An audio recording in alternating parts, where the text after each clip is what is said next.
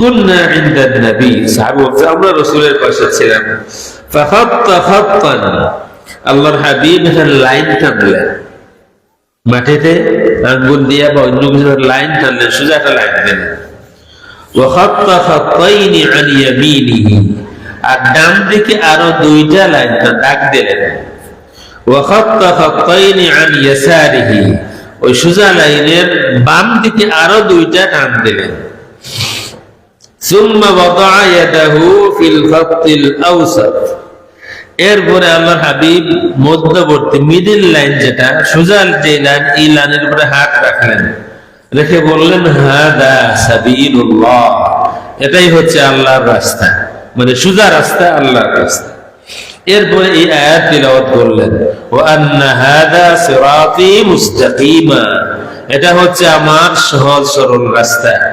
ফাত্তাবিউহু, তোমরা এই সহজ সরল স্ট্রেট রাস্তাকে তোমরা অনুসরণ করো। ওয়ালা তাত্তাবিউস সুবুল, আর অনেক রাস্তা, সাবিলের জমা হচ্ছে সুবুল, অনেক রাস্তা আরো আছে, সেগুলি অনুসরণ করো না। ফাতাফাররাকা বিকুম আন সাবিলি, যদি আরো যে বহু সুন্দর সুন্দর রাস্তা আছে, বহু রাস্তা আছে, সেগুলিকে অনুসরণ করো না, তোমরা বিভ্রান্ত হবে। যালিকুম ওয়াসাকুম বিহি, আল্লাহ রাব্বুল আলামিন তোমাদেরকে এই ওসিয়ত করেছেন। এই হাদিস বলার পরে সোজা লাইন, বাম ডান পাশে কয়টা লাইন? দুইটা। বাম পাশে দুইটা। 2 + 2, 2 + 2 কত? 4। তারা বলে এই হচ্ছে 4 মাযহাব। আপনারা তো শুনে থাকবেন, আমি শুনেছি এই হাদিস দিয়ে তারা বলে যে এই তো 4, আল্লাহ রাসূল এইদিকে 2 লাইন, এইদিকে 2 লাইন, সোজা 1 লাইন, সোজা লাইন আল্লাহর রাস্তা, আর ডানের 2 লাইন, বামের 2 লাইন, 2 2 4, এটা হচ্ছে 4 মাযহাব। কি জবাব দেবেন? প্রথম কথা হলো মাযহাব তো শুধু 4 নয়, মশহুর 4 মাযহাব, মাযহাব আরো আছে। দ্বিতীয়ত হচ্ছে এই হাদিস দাঈফ, এই হাদিস দাঈফ। আর তাদের কাছে দাঈফ, তাদের বলতে বর্তমান সময়ে যারা শুধু সহিহ আকীদা আর সহিহ হাদিস বলেন, তাদের কাছে দাঈফ হাদিস আর মাওদু হাদিস সমান। হাদিস দাঈফ আর হাদিস মাওদু সমান। সুতরাং এই হাদিস দাঈফ, এই হাদিস তাদের দৃষ্টিতেই, তাদের মতেই দলিলযোগ্য নয়। কেউ বললে আমাকে চ্যালেঞ্জ করেন, এখন যান সুন্নাহ.com এ যান, লেখেন সুনান ইবনে মাজাহ, আসবে হাদিস নাম্বার 11 এ যান, 11 তে যান, দেখবেন লেখা আছে দাঈফ। এই হাদিস দাঈফ। তবে সহিহ হাদিস আছে।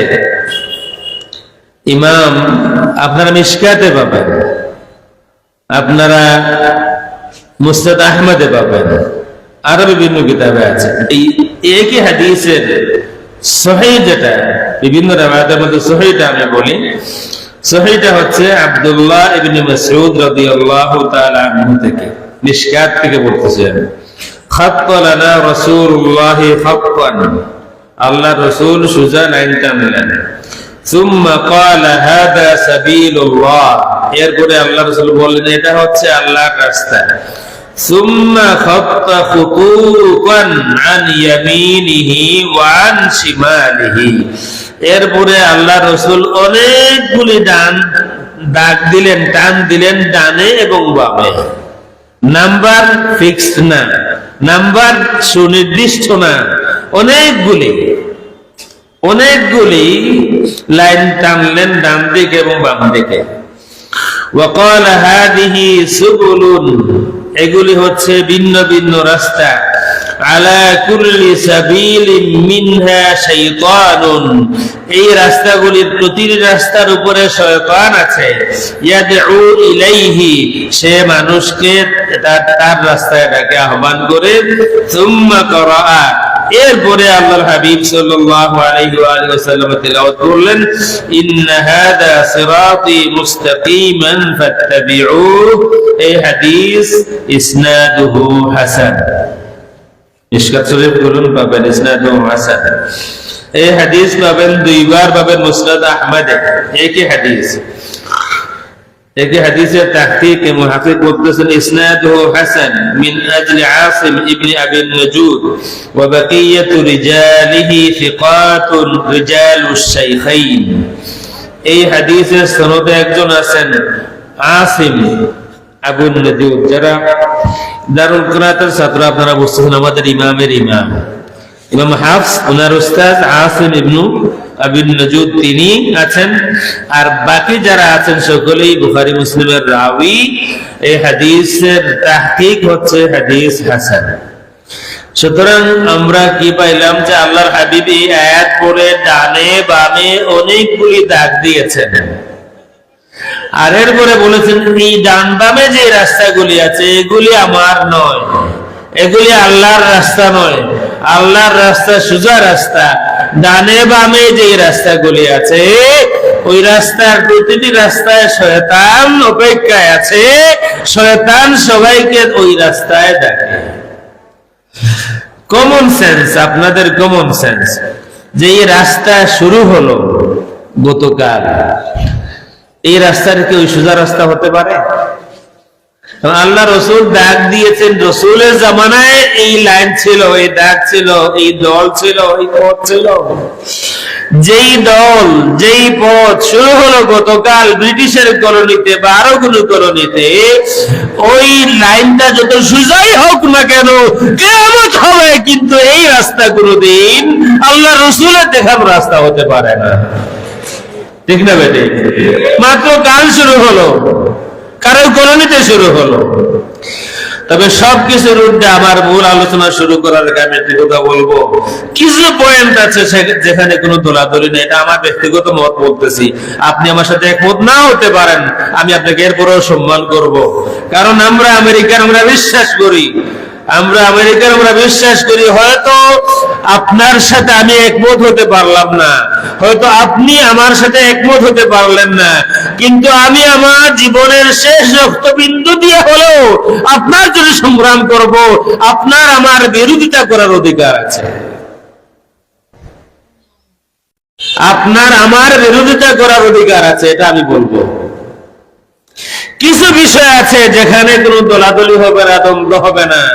যখন দেশের প্রশ্ন আসবে, দেশের স্বাধীনতার প্রশ্ন আসবে, দেশের সার্বভৌমত্বের প্রশ্ন আসবে, কোনো দলাদলি গ্রহণযোগ্য হবে না। এই দেশ শুধু আমার নয়, এই দেশ শুধু আপনার নয়, এই দেশ আমাদের সকলের। ঠিক না বেঠি? আল্লাহু আকবার।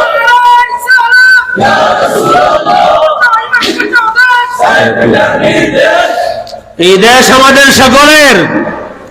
আপনি বড় কেউ হতে পারেন, কিন্তু এই দেশ বিরান করে খাবেন, আপনার ইচ্ছা মতো লুটপাট করবেন, তা হতে দেওয়া হবে না। এই দেশ আমারও, এই দেশ আমি স্বীকার করে পারো, কিন্তু শুধু তোমার বাবার নয়, আমার বাবারও। ঠিক না বেঠি? এখানে কোনো খাতির নাই যে যে দলের হন না কেন, আপনাকে বলতে হবে এখানে যখন আমার দেশের প্রশ্ন আসবে, দেশের স্বাধীনতার প্রশ্ন আসবে, তখন আমি কোনো দলের নয়, আমি দেশের। আর যদি আপনি কোনো দলের হন, ওই সময় যখন দেশের স্বাধীনতা সার্বভৌমত্ব যখন সংকটে আছে, এই সময় যদি আপনি আপনার দলের কেউ হয়ে দাঁড়াতে চান, আপনি এই দেশের বন্ধু নন, আপনি এই দেশের শত্রু। দেশের প্রশ্নে দল হবে না, দেশের প্রশ্নে দল ত্যাগ করব, দেশ ত্যাগ করব না। এটা আমার মাতৃভূমি, এই দেশে আমার বাবা জন্ম নিয়েছেন, এই দেশে আমার মায়ের জন্ম হয়েছে, এই দেশে আমার জন্ম হয়েছে। এই দেশকে দেখার দায়িত্ব যতটুকু তোমার ততটুকু আমার। তুমি বড় কেউ হতে পারো, প্রেসিডেন্ট হতে পারো, প্রধানমন্ত্রী হতে পারো, মুখ্যমন্ত্রী হতে পারো, কিন্তু এই দেশে যতটুকু অধিকার দেশের প্রেসিডেন্টের, ঠিক ততটুকু অধিকার আমার। ঠিক না বেঠি? সুতরাং দেশের প্রশ্নে আমার আলোচনায় আপনারা এটা মনে করবেন না দেশের প্রশ্নে দলাদলি আছে। না, দেশের প্রশ্নে দলাদলি নাই। দেশের প্রশ্নে আপনি যেই দলের হন, আমি যে দলের হই না কেন, আপনি যেই ধর্মের হন, আমি যে ধর্মের হই না কেন, এখানে ধর্মও আসবে না, আকীদাও আসবে না, দলও আসবে না। দেশের স্বাধীনতার জন্য আমরা সবাই এক। 1971-এ দলাদলি ছিল না, আমরা সকলে মিলে, মুসলমানরা আমরাও ছিলাম, অমুসলমানরাও ছিল, সব দলের মানুষ স্বাধীনতার সংগ্রামে অংশ নিয়েছিল, ঠিক না বেঠিক? সুতরাং আজও যদি এই দেশ রক্ষার আন্দোলন করতে হয়, আমরা সবাই এক, তখন আমি যেই কথাগুলি বলতে চাচ্ছি এই কথাগুলি তখন এফেক্টিভ হবে না। আল্লাহ রাসূল সাল্লাল্লাহু আলাইহি ওয়া আলিহি ওয়াসাল্লাম মদিনা শরীফে, বাংলাদেশে তো শুধু মদিনার সনদ বলা হয়, মদিনার সনদ মতো দেশ পরিচালনা হবে, আর হাজার হাজার কোটি বিলিয়ন ডলার বাংলাদেশ থেকে পাচার করে অন্য দেশের পেট ভরা হয়েছে।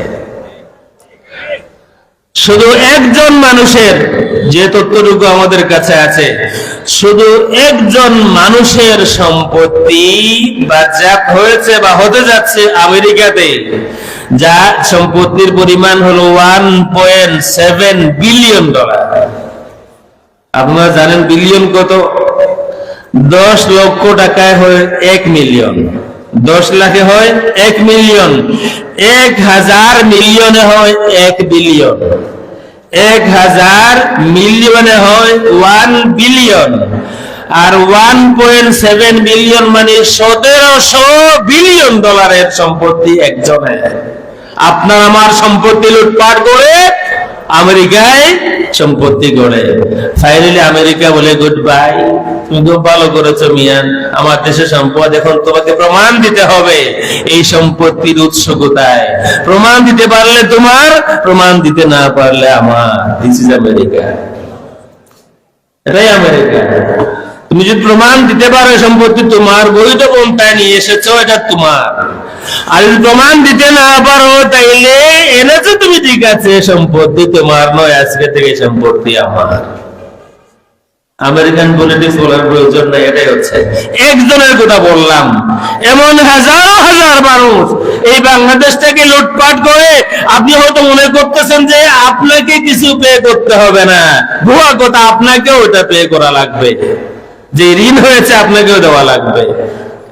যাই হোক, যখন দেশের প্রশ্ন আসবে, স্বাধীনতার প্রশ্ন আসবে, তখন আমাদের মধ্যে কোনো দল থাকা উচিত নয়। আমরা সকলে এক। আমি দল করব যখন সংসদে যাওয়ার জন্য দল করব, মানুষের দুয়ারে দুয়ারে যাব, আমাকে ভোট দেন, দলাদলি করব নির্বাচনের জন্য।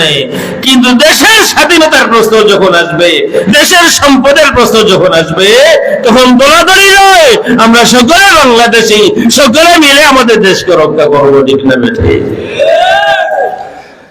কিন্তু আল্লাহ রসুল যেহেতু বলে গেলেন, আল্লাহ রসুল বলে গেলেন, আরো হাদিস আছে, সহিহ হাদিস আরো আছে, আল্লাহ রসুল বলেছেন আমার উম্মত 73 দল হবে।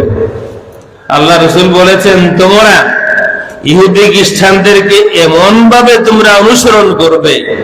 আজকে সবাই, বাংলাদেশের অধিকাংশ মানুষ আমেরিকান ইউরোপিয়ান হতে চায়, কালচারে, কোথায় বার্তায়, চাল চলনে সকলেই মোটামুটি আমেরিকান ইউরোপিয়ান হতে চায়। কিন্তু আমেরিকান ইউরোপিয়ানদের ভালো কিছু গুণ আছে, সেগুলি না, তাদের ভালো গুণগুলি না, খারাপ গুলি আমরা আনতে চাই, অনুসরণ করি। দেখবেন বিয়ে শাদিতে এক মৌলানার এসে শুনলাম, আমার পরিচিত এক মৌলানার বোনের বিয়ে হয়েছে, 1 সপ্তাহ যাবৎ বাড়িতে ওই যে মোবাইলে আর স্পিকার লাগাইয়া ডিজে গান হয়েছে মৌলানার বোনের। তো আল্লাহর হাবিব সাল্লাল্লাহু আলাইহি ওয়া আলিহি ওয়াসাল্লাম বলেন যে তোমরা ইহুদি খ্রিস্টানদেরকে এমন ভাবে অনুসরণ করবে, এমন অবস্থা হবে, ইহুদি খ্রিস্টানেরা যেমন করে মাকে মা মানে না, বরং কোন কোন সময় সন্তান মায়ের সাথে জিনা করে, তোমাদের মধ্যেও এমন কালটা চলে আসবে, সন্তান তার মায়ের সাথে জিনা করবে। নাউযু বিল্লাহি মিন যালিক।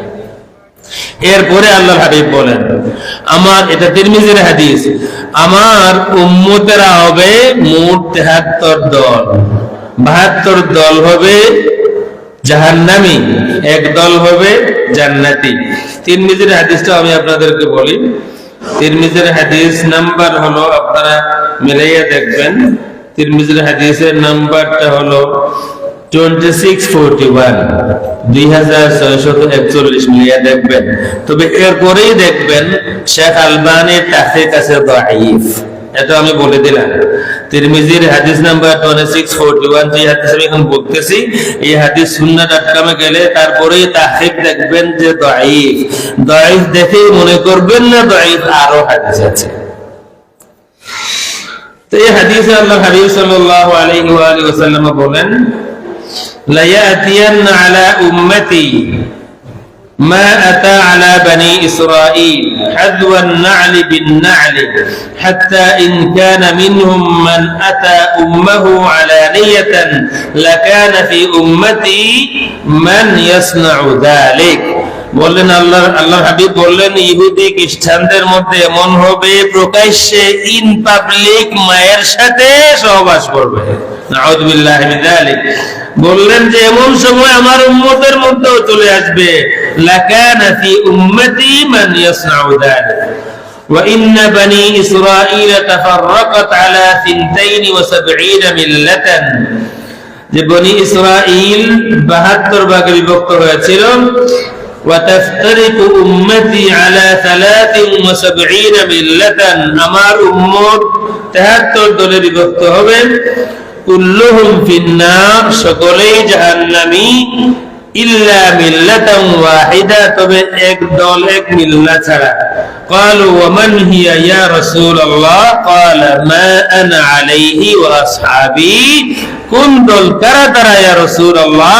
আল্লাহর হাবিব বললেন, মা আনা আলাইহি ওয়া আসহাবি, যেই দল যেই পথ আর মতের উপরে আমি আছি, আমার সাহাবায়ে কেরাম আছেন, সেই দল আর সেই পথের মানুষরাই জান্নাতে যাবে, নাজাত প্রাপ্ত। সিম্পল হিসাব।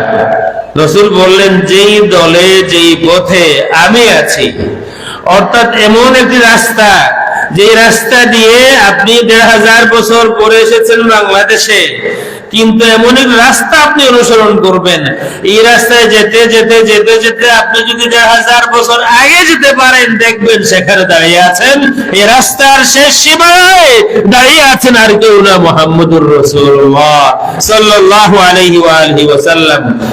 এখন যদি আপনি শেষ মাথায় রাসূলুল্লাহকে পেতে চান, তাইলে রাসূলকে রাসূলের মতো মানতে হবে, ঠিক না বেঠিক? রাসূলকে মানতে হবে রাসূলের মতো। রাসূলের ব্যাপারে কারোর সাথে কোনো আপোষ হবে না। আপনি কেউ যদি মনে করে যে রাসূল উনি তো কিয়ামতের দিন খুব পেরেশান থাকবেন, পাপের চিন্তায় ফেলফেল করে তাকিয়ে থাকবেন, গুনাহ বেশি হয় না নাকি বেশি হয়, এই বয়ান আপনারা শুনছেন না শুনেন নাই? এই বয়ান আপনারা শুনছেন না শুনেন নাই? শুনেন নাই? কেউ শুনেন নাই এখানে? আফসোস। হায় রে দরবেশ, হায় রে দরবেশ। এই উনি আছেন কুয়েতে, ওনার সাথে দেখা, সৈয়দ লোকমান সাহেবের বাসায় সব দলের প্রায় 2-3 দলের মানুষেরা, লিডার যারা, তারা জমা হয়েছেন। আমি আমার সুমুদ বেশা বলছিলেন, আমি আমার ল্যাপটপ খুলে দেখিয়েছি, এই দেখো তারা তারা। কিন্তু সেদিন তোমরা আমার কথা শোনো নাই। ইঞ্জিনিয়ার্স ইনস্টিটিউট সেখানে সভা হয়েছে, সেই সভাতে মন্ত্রী মিনিস্টারের সামনে আমার ভিডিও প্লে করে দেখানো হয়েছে, এই দেখো দরবেশ কাকে বলে। সেদিন আমার কথা তোমরা শোনো নাই, এখন দরবেশ।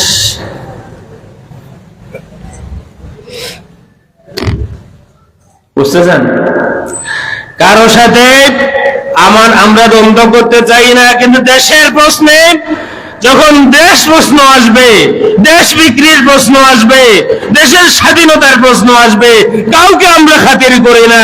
এই দেশ আমার, এই দেশের জন্য আমার বাবা রক্ত দিয়েছেন, আমার দাদা রক্ত দিয়েছেন, প্রয়োজনে আমি দেব, আমার সন্তানেরাও দেব, তারপরও এই দেশকে নিয়ে ছিনে মেরে খেলা চলবে না, এই দেশ বিদেশিদের কাছে বিক্রি করা চলবে না। আমাকে কিছু মানুষ হুমকি দিল, আমাকে কিছু মানুষ হুমকি দিয়েছিল, আমাকে শেষ করে দেয়া হবে, আমার রক্ত কুশিয়ে নদীতে ফেলে দেওয়া হবে। আমি বললাম, আমার কোনো চিন্তা নাই, রক্ত নিয়ে আমার কোনো চিন্তা নাই। আমি পরিষ্কার বললাম এবং মাহফিলেই বলেছি, রক্ত নিয়ে আমার কোনো চিন্তা নাই, কারণ আমরা রক্ত দেওয়া পাঠি, আমরা রক্ত দেওয়া জানি, আমরা বদরে রক্ত দিয়েছি, আমরা উহুদে রক্ত দিয়েছি, আমরা কারবালায় রক্ত দিয়েছি, আমরা বালাকুলে রক্ত দিয়েছি, আমরা এই বাংলাদেশের সৈয়দপুরেও রক্ত দিয়েছি।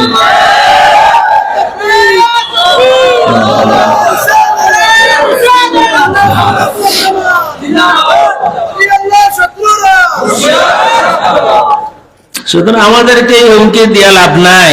হয়তো আমি দুর্বল পারি না, কিন্তু আমরা যেই পথে আছি এই পথে রক্ত দেওয়া মানুষ জানে। আমাদের এই পথ নতুন কোন পথ নয়। আমি কোরআনে কিতাবে প্রমাণ করব, আমরা যেই পথ অনুসরণ করি ওয়াল্লাহিল আযীম এই পথের শেষ মাথায় দাঁড়িয়ে আছেন আর কেউ না, মুহাম্মদুর রাসূলুল্লাহ সাল্লাল্লাহু আলাইহি ওয়া আলিহি ওয়াসাল্লাম।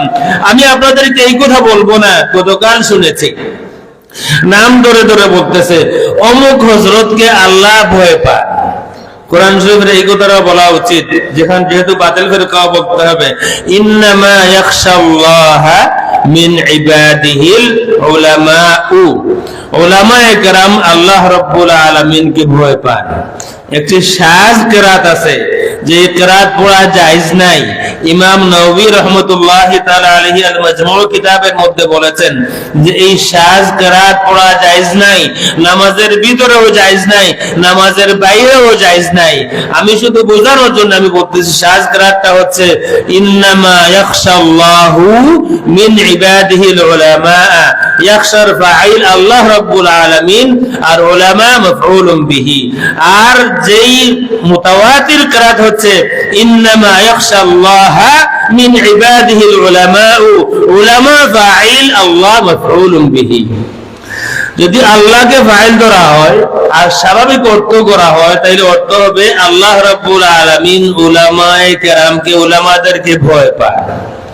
যেটা শুনলাম ভিডিওতে বলতেছে, বর্তমানে দ্বন্দ্ব চলতেছে তো এই যে টঙ্গীর মাঠে খুনাখুনির পরে এখন সবাই খুব চেষ্টা করতেছে যাতে প্রমাণ করবে না আমি হক। কারণ দুই দলই, এক দল অন্য দলকে বলতেছে বাতিল, তাদের দুই দলই বলতেছে এই পন্থী আর সেই পন্থী, দুই দলই বলতেছে অন্য দলকে বাতিল। এখন সবাই খুব চেষ্টা করতেছেন প্রমাণ করতেছেন আমরা হক। তো এক পক্ষ আমরা হক প্রমাণ করতে চায়, একজন আলিম বলতেছেন তাদের দলের আলিমের নাম নিয়ে যে আমার একবার হুবহু নাম নিয়ে খালিদ সাইফুল্লাহ আইয়ুবী, খালিদ সাইফুল্লাহ সাদি, মাওলানা মামুনুল হক, জুবায়ের পন্থী যারা আছেন তাদেরকে নাকি আল্লাহ রাব্বুল আলামিন ভয় পায়। আমি আপনাদেরকে এই কথা বলবো না। কেন বলবো না? আমরা যেই দল অনুসরণ করি, আমরা যেই মত অনুসরণ করি, আমরা যেই দলে আছি, যেই মতে আছি, এই দল আর এই মত প্রমাণ করার জন্য বানোয়ার কিছু বলা লাগে না। আমাদের বানোয়ার কিছু বলা লাগে না। আমাদেরকে বলা লাগে না কোরআন শরীফে জাল জয়ীফ আছে, আমাদেরকে বলা লাগে না বুখারী শরীফে জাল জয়ীফ হাদিস আছে। কারণ আমাদের দল আর মত প্রকাশ করার জন্য কোরআন শরীফের আয়াত আছে, হাদিস শরীফ আছে, সাহাবায়ে কেরামের আমল আছে, আইম্মায়ে মুজতাহিদিনের ব্যাখ্যা আছে। আমাদের দল আর মত প্রমাণের জন্য বানোয়ার বয়ান করার কোনো প্রয়োজন নাই। এই কারণেই একেবারে পূর্ণ সাহসে বলতেছি, মেন কিতাবগুলো আমি এখানে বসা আছি, হাদিসের নাম্বার বলবো দেখে নেন যে হাদিস দয়ীফ দয়ীফ বলবো। আমাদের মত প্রমাণের জন্য দয়ীফ হাদিসের কোনো প্রয়োজন নাই। হ্যাঁ, আমরা দয়ীফ হাদিসকে হাদিস মানি, কিন্তু আমাদের মত প্রকাশের জন্য, আমাদের আকীদা প্রকাশের জন্য কোনো বানোয়াট ওয়াজের প্রয়োজন নাই। আমাদের আলাদা কোনো আকীদার কিতাব নাই। ওই পুরাতন আকীদার কিতাব আল আকীদাতুত তাহাওয়িয়া, আল ফিকহুল আকবার, এই কিতাবগুলি। নতুন কোন আকীদার কিতাব আছে আমাদের? কেউ বলতে পারবেন? কেউ বলতে পারবেন? ১৫০০ বছর হয়ে গেল আকীদার কিতাব মুসাল্লাম যে কিতাবগুলি আছে, এর বাইরে নতুন কোন কিতাব আমাদের নাই। সাইয়্যিদ আহমদ শহীদ রাহমাতুল্লাহি তাআলা আলাইহির সন্তানেরা যারা আছেন, একটা আকীদার কিতাবের নাম বলেন যে তারা নতুন একটা কিতাবের নাম দিয়েছেন আকীদার কিতাব। আল্লামা ফুলতুলি রাহমাতুল্লাহি তাআলা আলাইহি বাংলাদেশের বৃহত্তর সিলেটের সংখ্যাগরিষ্ঠ মুসলমানদের মুর্শিদ, আমাদের মুর্শিদ বলেন, ফুলতুলি রাহমাতুল্লাহি তাআলা আলাইহি নতুন কোন আকীদার কিতাব আছে? আছে? অনেকের আছে, আমাদের নতুন লাগে না, আমাদের পুরাতনটাই। এই কারণে বলছি, একেবারেই বুক ফুলিয়ে বলতে পারবো, বিশ্বের যেখানে বলেন, যদি বলেন যে 100 মিলিয়ন মানুষের সামনে দাঁড়িয়ে তোমাকে তোমার মত প্রমাণ করতে হবে, আমি প্রস্তুত আছি। কোনো বানোয়াট কথা বলবো না, কোনো জাল হাদিস পেশ করবো না, কোনো দুর্বল হাদিস পেশ করার প্রয়োজন হবে না। কারণ যেই মত আমরা অনুসরণ করি, যেই পথ আমরা অনুসরণ করি, আমরা ইয়াকিন রাখি এই পথের শেষ মাথায় কোন শয়তান দাঁড়িয়ে নাই, এই পথের শেষ মাথায় দাঁড়িয়ে আছেন আমাদের দরদি নবী রাহমাতুল লিল আলামিন মুহাম্মদুর রাসূলুল্লাহ সাল্লাল্লাহু আলাইহি ওয়া আলিহি ওয়াসাল্লাম। এটা কোনো আবেগের কথা নয়। আমি যে হাদিসটা আপনাদের সামনে পেশ করলাম, আল্লাহর হাবিব ডানে বামে সব দিকে অনেকগুলি, দুই দিকে অনেকগুলি লাইন টানলেন আর বললেন এগুলি সৎ পথ না, হক পথ না, বাতিল পথ। এই সব পথে শয়তান দাঁড়িয়ে আছে, এই সব পথে শয়তান দাঁড়িয়ে আছে। আর এই সোজা রাস্তা আল্লাহর রাস্তা, এটা আমার রাস্তা। সাহাবায়ে কেরাম অন্য হাদিসে বললেন, আল্লাহ রাসূল ডাক দিলেন না, শুধু বললেন যে আমার উম্মতেরাও দলে দলে বিভক্ত হবে, জাহান্নামে যাবে 72 দল, এক দল যাবে জান্নাতে। মান হিয়া ইয়া রাসূলুল্লাহ? কোন হাদিসে বললেন মা আনা আলাইহি ওয়া আসহাবি, কোন হাদিসে বললেন হিয়াল জামাআ, জামাতবদ্ধ সংখ্যাগরিষ্ঠ মুসলমানরা যেই দল, যেই মত, যেই পথের উপরে আছে, সেই পথ হচ্ছে আমার পথ। আপনারা বলেন 4 মাযহাব, মশহুর 4 মাযহাব আছেন সারা দুনিয়ায়, এই 4 মাযহাব আছে না নাই? এর বাইরে আরো মাযহাব আছে। ইমাম বুখারী রাহমাতুল্লাহি তাআলা আলাইহির মাযহাব আছে না নাই? ইমাম বুখারীর মাযহাব আছে না নাই? আপনারা হয়তো শুনলে অবাক হবেন, সহিহুল বুখারী এটা আমাদের জন্য হাদিসের কিতাব, ইমাম বুখারীর জন্য ফিকহের কিতাব। উলামায়ে কেরাম আছেন, আপনারা আসেন খুলেন কিতাব, প্রতিটা হাদিসের আগে চ্যাপ্টারের নাম আছে, প্রতিটা হাদিসের আগে চ্যাপ্টারের নাম আছে। কেন চ্যাপ্টারের নাম? এটা হচ্ছে ইমাম বুখারীর ফিকহ। ইমাম বুখারী তার চ্যাপ্টার দিয়েছেন, নাম দিয়েছেন এবং তারপরে হাদিস নিয়ে এসেছেন। কোন কোন সময় ইমাম বুখারীর চ্যাপ্টারের নামের সাথে হাদিসের মিল আছে, কোন কোন সময় বেমিলও আছে। ইমাম বুখারীর আন্ডারস্ট্যান্ডিং, তার ফিকহ মতে মিল আছে, কিন্তু জমহুরের বা বিশ্বস্ত উলামায়ে কেরাম যারা আছেন তাদের মতে মিল নাই। একটা হাদিস বলি, একটা চ্যাপ্টার বলি, বাবু জাহরিল ইমাম বিতামিন, ইমামের সশব্দে জোরে জোরে আমিন বলা। বাবু জাহরিল মামুম বিতামিন, মুক্তাদির সশব্দে বা জোরে জোরে আমিন বলা। এরপরে যে হাদিস তিনি উল্লেখ করেছেন, একজন আলেম এখানে দাঁড়ায়া বলেন চ্যাপ্টারের নামের সাথে হাদিসের মিল আছে, এখানে দাঁড়ায়া বলেন কেউ? আপনি বলবেন যেহেতু এই কথা তাইলে সেই কথা, এই যে তাইলে সেই কথা, এই কথা কোন জায়গায় আছে? চ্যাপ্টারে লেখা আছে বাবু জাহরিল ইমাম বিতামিন, ইমামের জোরে জোরে আমিন বলা। হাদিস লেখা আছে ইদা আম্মানাল ইমাম ফাআমিনু, ইমাম জোরে জোরে আমিন বললে তোমরাও জোরে জোরে আমিন বলো। এখানে কোথায় আছে ইমাম জোরে আমিন বলবেন? ইমাম আমিন বলে, আপনি বলবেন যে ইমাম যদি জোরে আমিন না বলেন তাহলে আমরা কি করে বুঝবো তিনি আমিন বলেছেন? এই কথা তো আপনার আন্ডারস্ট্যান্ডিং, হাদিসে তো এই কথা নাই। হাদিসে আছে, এটা ইমাম বুখারীর ফিকহ, হাদিসে আছে যে ইমামের জোরে জোরে আমিন বলা।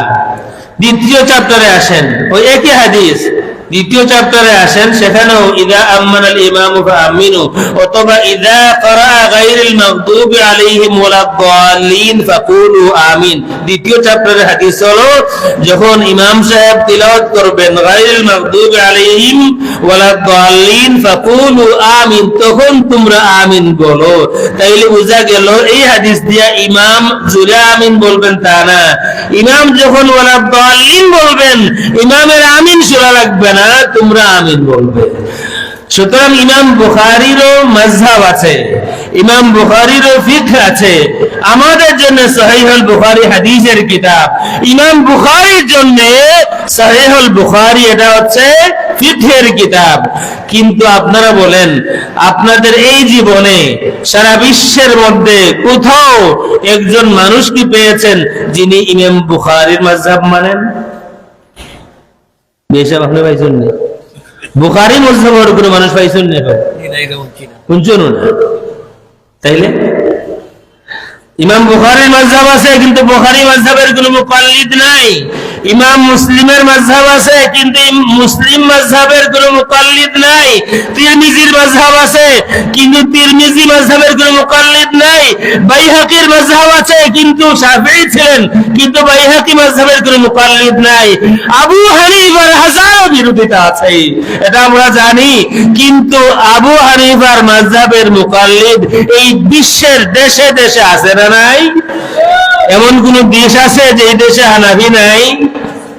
সুতরাং এটা ইনসাফের বিষয়। সারা বিশ্বের চার মাযহাবের অনুসারী যারা আছেন তারাই আহলুস সুন্নাত ওয়াল জামাআহ, এবং তারাই হচ্ছেন উম্মতের সংখ্যাগরিষ্ঠ দল। সুতরাং আমি যদি আরো বেশি করে সময় নেই, আমি প্রমাণ করেই ছাড়বো ইনশাআল্লাহ যে আহলুস সুন্নাত ওয়াল জামাআহ যদি আরো ভালো করে বুঝতে চান, তাইলে সহজে বোঝার জন্য এই চার মশহুর মাযহাবকে যারা মানেন তারা অবশ্যই আহলুস সুন্নাত ওয়াল জামাআহ। আরেকটি হাদিস দিয়ে তারা বেজাল লাগাবে, সেই হাদিসটা হলো যে আল্লাহর হাবিব সাল্লাল্লাহু আলাইহি ওয়া বুখারী মুসলিমে আছে, আপনারা মিলে নেবেন, নাম্বার বলছি না। আল্লাহর হাবিব বলেছেন, লা তাজালু তাইফাতুম মিন উম্মতি যাহিরিনা আলাল হাক্কি লা ইয়াদুররুহুম মান খাযালাহুম অথবা লা ইয়াদুররুহুম মান খালাফাহুম হাত্তা ইয়াতি আমরুল্লাহ। এমন এক দল হবে, লা তাজালু তাইফাতুম মিন উম্মতি, আমার এমন এক দল উম্মত হবে যাদের শুরু আমার সময় থেকে, হঠাৎ করে ব্রিটিশ ভারতে নয়, হঠাৎ করে ইন্ডিয়া পাকিস্তান বাংলাদেশে নয়। এই কারণে আমি বলি আমার আকীদা না ইন্ডিয়ান, সুন্নিদের আকীদা না ইন্ডিয়ান, না পাকিস্তানি, না বাংলাদেশি, সুন্নিদের আকীদা মদিনা শরীফের আকীদা।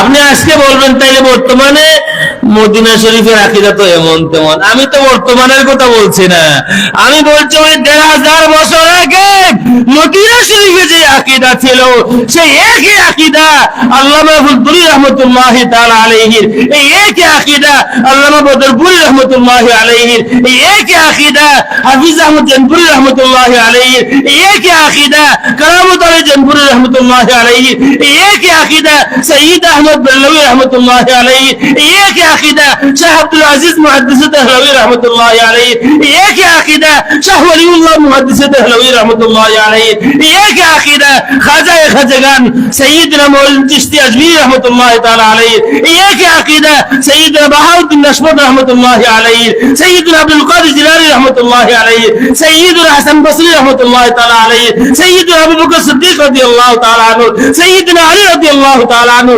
सैयदना उमर उस्मान रदियल्लाहु ताला अन्हु, एक ही अकीदा मुहम्मदुर रसूलुल्लाह सल्लल्लाहु अलैहि व आलिहि वसल्लम। अल्लाहु अकबर।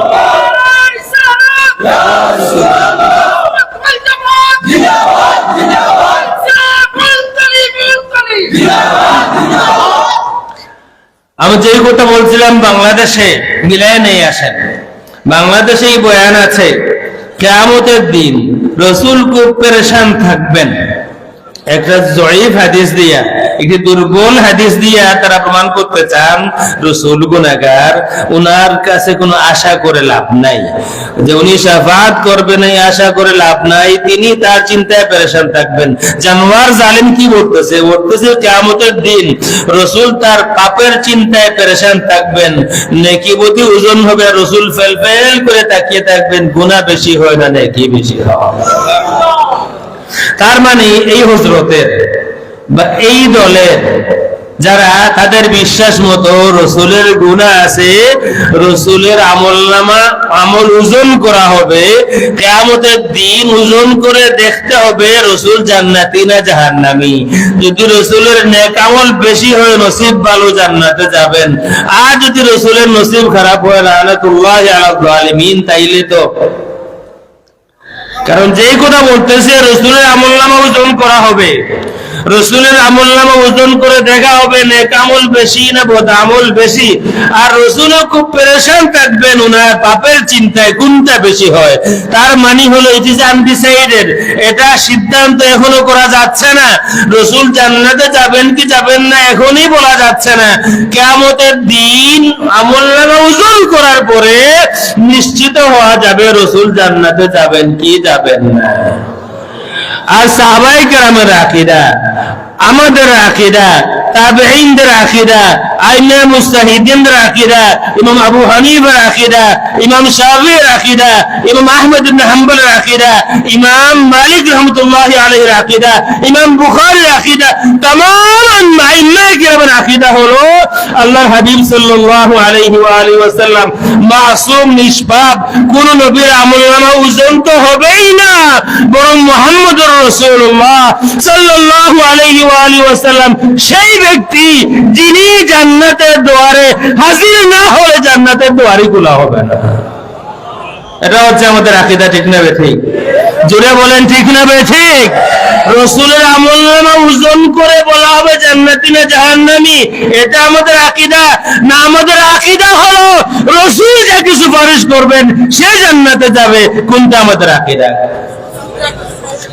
রসুল জান্নাতের চাবি রসুলের হাতে, ঠিক না ঠিক? আর নাফরমান জালিম বলতেছে রসুলের বিষয় হলো সিদ্ধান্ত নেওয়া যাচ্ছে না, কিয়ামতের দিন সিদ্ধান্ত নেওয়া যাবে, তিনি কোথায় যাচ্ছেন। আসুন এই বিষয়টা যদি সাহাবায়ে কেরামের সামনে আসে, তাই সাহাবায়ে কেরাম কি বলেন? সাহাবায়ে কেরামের আকীদা কি এটা ছিল, হ্যাঁ রসুলের মধ্যে তো ত্রুটি আছে, সুতরাং বলা যায় না তিনি হয়তো অন্য পথের প্রতীক হতে পারেন। বুখারীর হাদিস, বুখারীর হাদিস আপনারা মিলিয়ে দেখতে পারেন। একটি হাদিস বলি বুখারী 3344, আরেকটা বলি 7432, আরেকটা হাদিস দেখতে পারেন 3610 বুখারী, আরেকটা দেখতে পারেন 6933, আর বহু হাদিস আছে। মশহুর ঘটনা, আল্লাহর হাবিব সাল্লাল্লাহু আলাইহি ওয়া আলিহি ওয়াসাল্লাম হুনাইনের যুদ্ধ থেকে ফিরত আসার পথে আল্লাহ রাসূল গনিমতের মাল তকসিম করতেছেন, ভাগ করে দিতেছেন। আল্লাহ রাসূলের দেওয়ার মধ্যে সমান হচ্ছে না, কাউকে বেশি দিতেছেন, কাউকে কিছু কম দিতেছেন। বিষয়টা আমি খুলেই বললাম, আল্লাহ রাসূল কাউকে বেশি দিতেছেন, কাউকে কম দিতেছেন। রাসূলের মর্জি মতো দেওয়ার অধিকার রাসূলের আছে না নাই? কাউকে বেশি দেওয়ার, কাউকে কম দেওয়ার অধিকার রাসূলের আছে না নাই? আকীদা ক্লিয়ার হওয়া উচিত। রাসূল কম বেশি করার অধিকার রাসূলের আছে। যখন এই হচ্ছে ঘটনা, আরেকটু খুলে বলি, মদিনা শরীফের কিছু ইয়াং সাহাবায়ে কেরাম, তাদের মধ্যে কেউ কেউ বলা বলি করতেছেন যে আল্লাহর রাসূল মক্কা শরীফের সাহাবীদেরকে, মক্কা মুকাররমা থেকে যারা এসেছেন, আমরা তো রাসূলকে নিয়ে আসলাম মদিনা শরীফ থেকে, এত দূর থেকে, যারা মক্কা থেকে আমাদের সাথে জয়েন করেছিলেন, আল্লাহ রাসূল তাদেরকে কিছু বেশি দিতেছেন। এক দুই কথাবার্তার, কিছু কথাবার্তার মাধ্যমে আল্লাহ রসুলের কাছে সামহাও কোন সাহাবীর থেকে শোনা হোক, জিবরিল এসে বলেছেন, সামহাও রসুলের এটা জানা হয়ে গিয়েছে। রসুল বললেন, একটি অমুক তাবুতে সবাই হাজির হয়ে যাও, মক্কাবাসী কেউ যাবে না, মদিনাবাসী কেউ যেন বাদ না পড়ে। মদিনাবাসী সব সাহাবী ছোট বড় সবাইকে হাজির হতে হবে সেখানে, মক্কাবাসী কেউ যাবে না। সব মদিনাবাসী সাহাবীরা হাজির হলেন।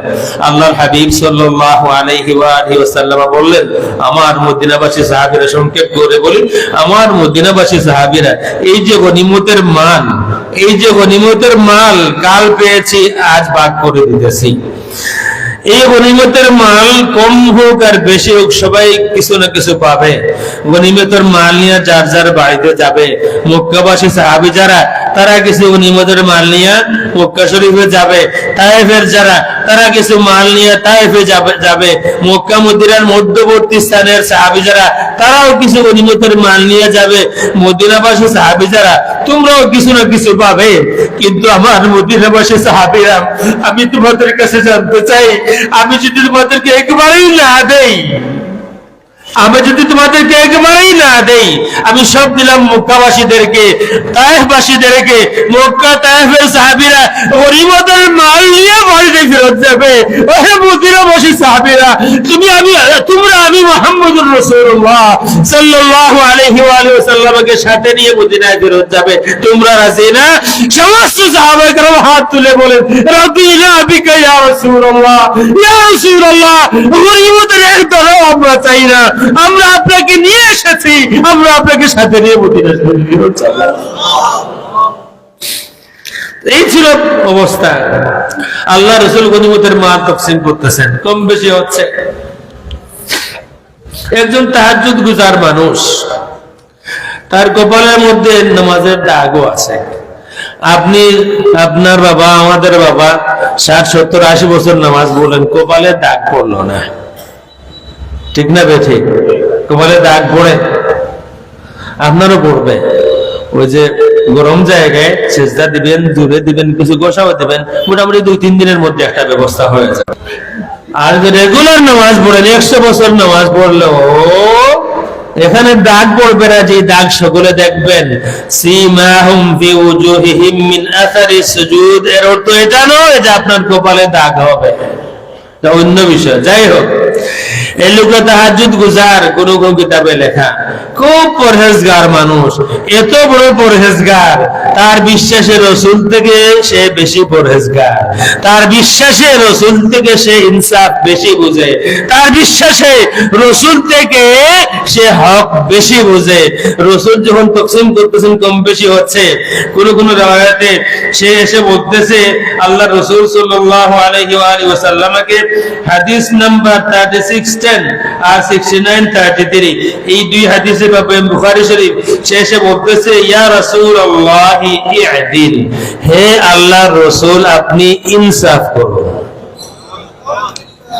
হে আল্লাহর রাসূল আপনি ইনসাফ করুন। কাউকে যদি বলা হয় আপনি ইনসাফ করুন, এই কথাটা বলা তো মারাত্মক কিছু না। কাউকে যদি এই ওসিয়ত করা হয় বা এই ওয়াজ করা হয় আপনি ইনসাফ করুন, তাইলে এটা মারাত্মক। যদি আমাকে বলা হয়, কেউ যদি আমাকে বলে যে আপনি ইনসাফ করুন, আমি এটা বলতে পারবো না যে আমার জীবনে আমার থেকে কোনো বেইনসাফি হয় নাই, আমি এটা বলতে পারবো না। আপনিও পারবেন না, আপনিও পারবেন না। কোনদিন হয়তো আপনার বিবেকের আগের কারণে এমন কোন কথা বলেছেন যেখানে ইনসাফ হয়নি, অসম্ভব না। বিবের সাথে কথাবার্তার সময়, রাগ গোসার সময় এমন কোন ব্যবহার হয়তো আপনি করেছেন যেখানে ইনসাফ হয়নি।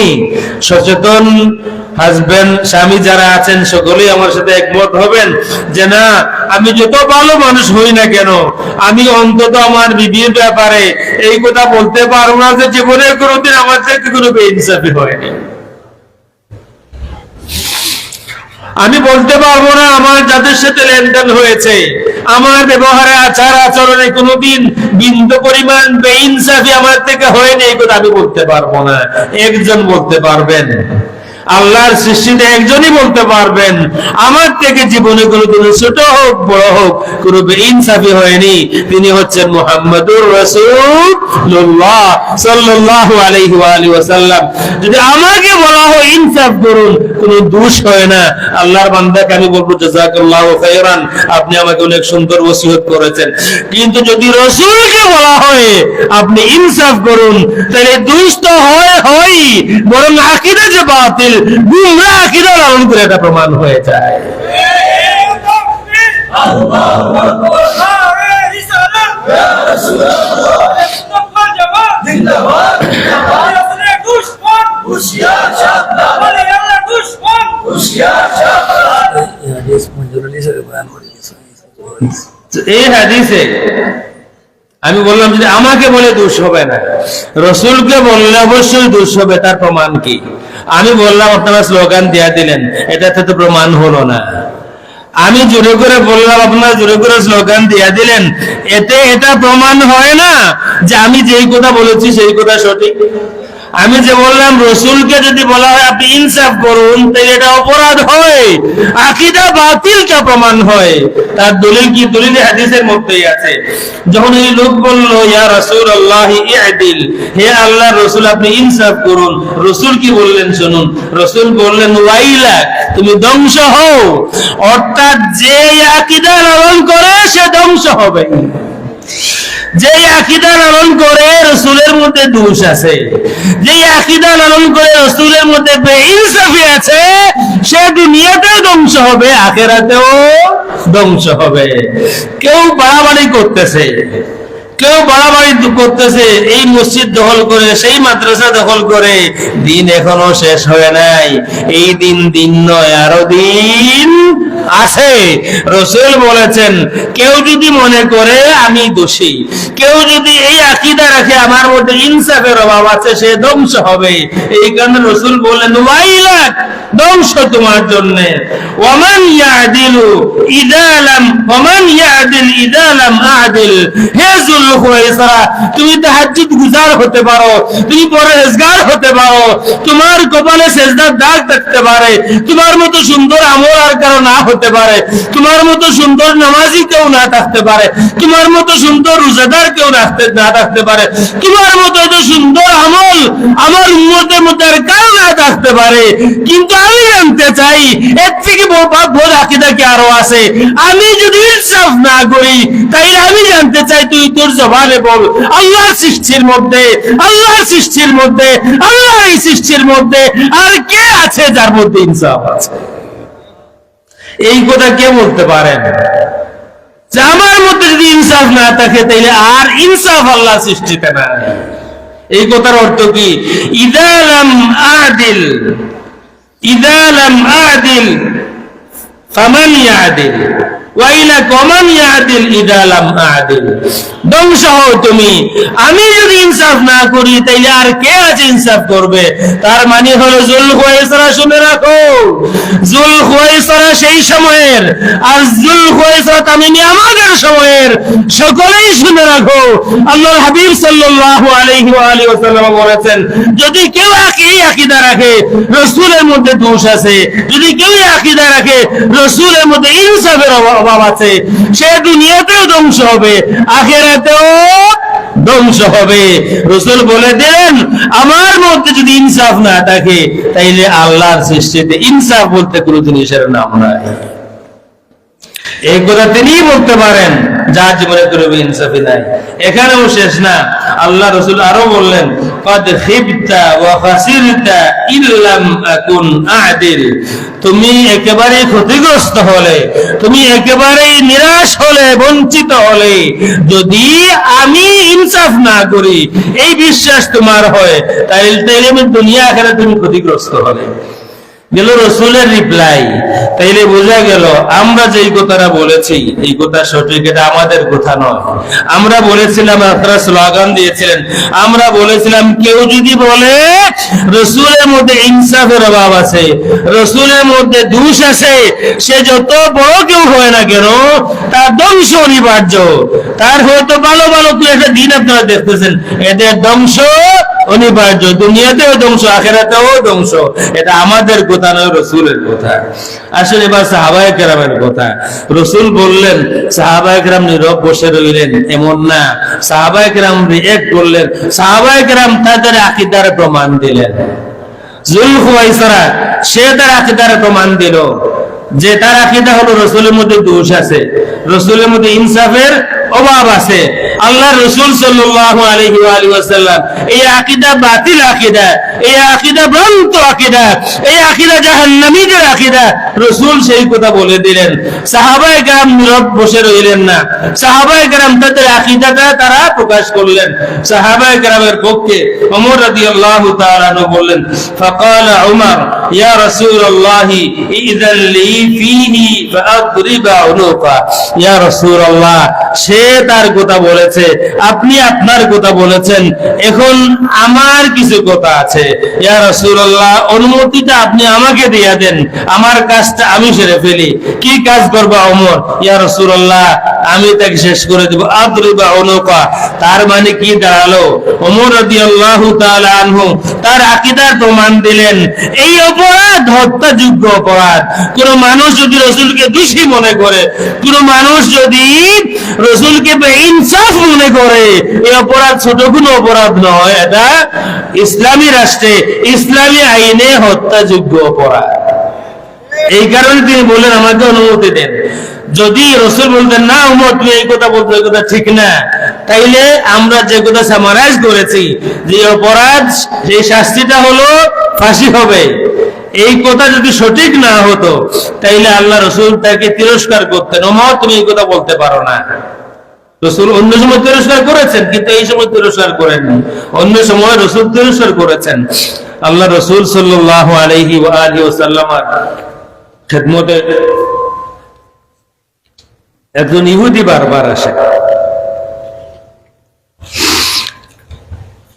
একজন সাহাবী আল্লাহ রাসূলের খেদমতে এসে বারবার বলতেছেন, ইয়া রাসূলুল্লাহ, ঘরে কোনো খাবার নাই, আমার বাচ্চারা উপবাস, বিবি আমার কাছে আপনার কাছে পাঠিয়েছেন।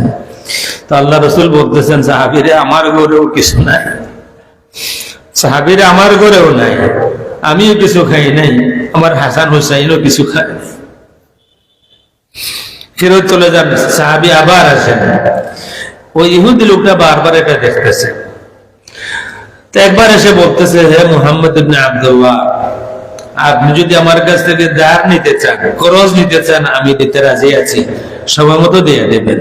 রাসূল খুব খুশি হলেন এবং তার থেকে কিছু খেজুর দার নিলেন। রাসূল আগেই বলেছেন আমার ঘরেও খাবার নাই।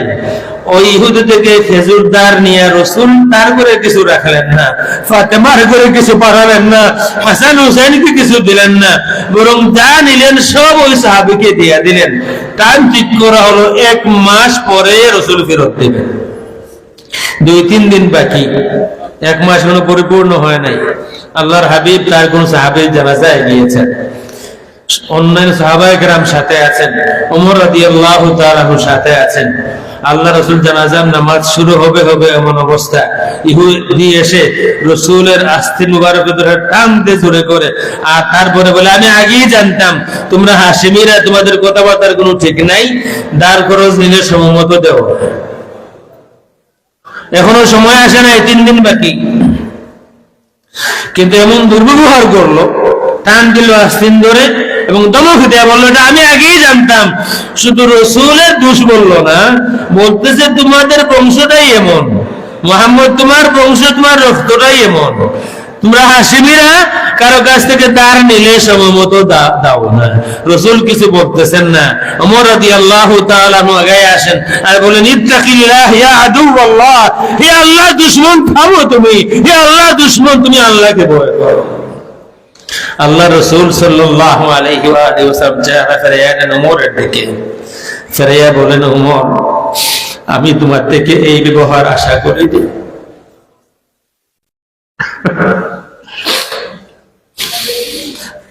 আমি উমর, আমি তোমার থেকে এই ব্যবহার আশা করিনি। আমি তোমার থেকে এই আশা করেছিলাম যে তুমি আমাকে বলবে, ইয়া রাসূলুল্লাহ, কারোর সাথে আপনার ব্যবসা হলে, লেনদেন হলে সময়মতো দিয়া দিন, আর তাকে বলবে, হে আল্লাহর বান্দা, এখানে জানাজা চলতেছে, এখানে দাঁড় চাওয়া জায়গা না, তুমি সময় মতো জায়গা মতো চাইবা, এখানে কেন? এরপরে রাসূল কাছে ডাকেন ওমরকে, কিছু বলে দিলেন। ওমর রাদিয়াল্লাহু তাআলা আনহু গোটা বোঝার মকসুদ যে আল্লাহ রাসূল ধমক দেন, ওমরকে ধমক দিলেন, শুধু ধমক দিলেন না, কানে কানে কিছু বলে দিলেন। ওমর রাদিয়াল্লাহু তাআলা এদিকে নিয়ে গেলেন, তার পাওনা দিয়া দিলেন, আরো 20 বেশি দিলেন, পাওনা খেজুর দিয়া দিলেন, আরো 20 বেশি দিলেন।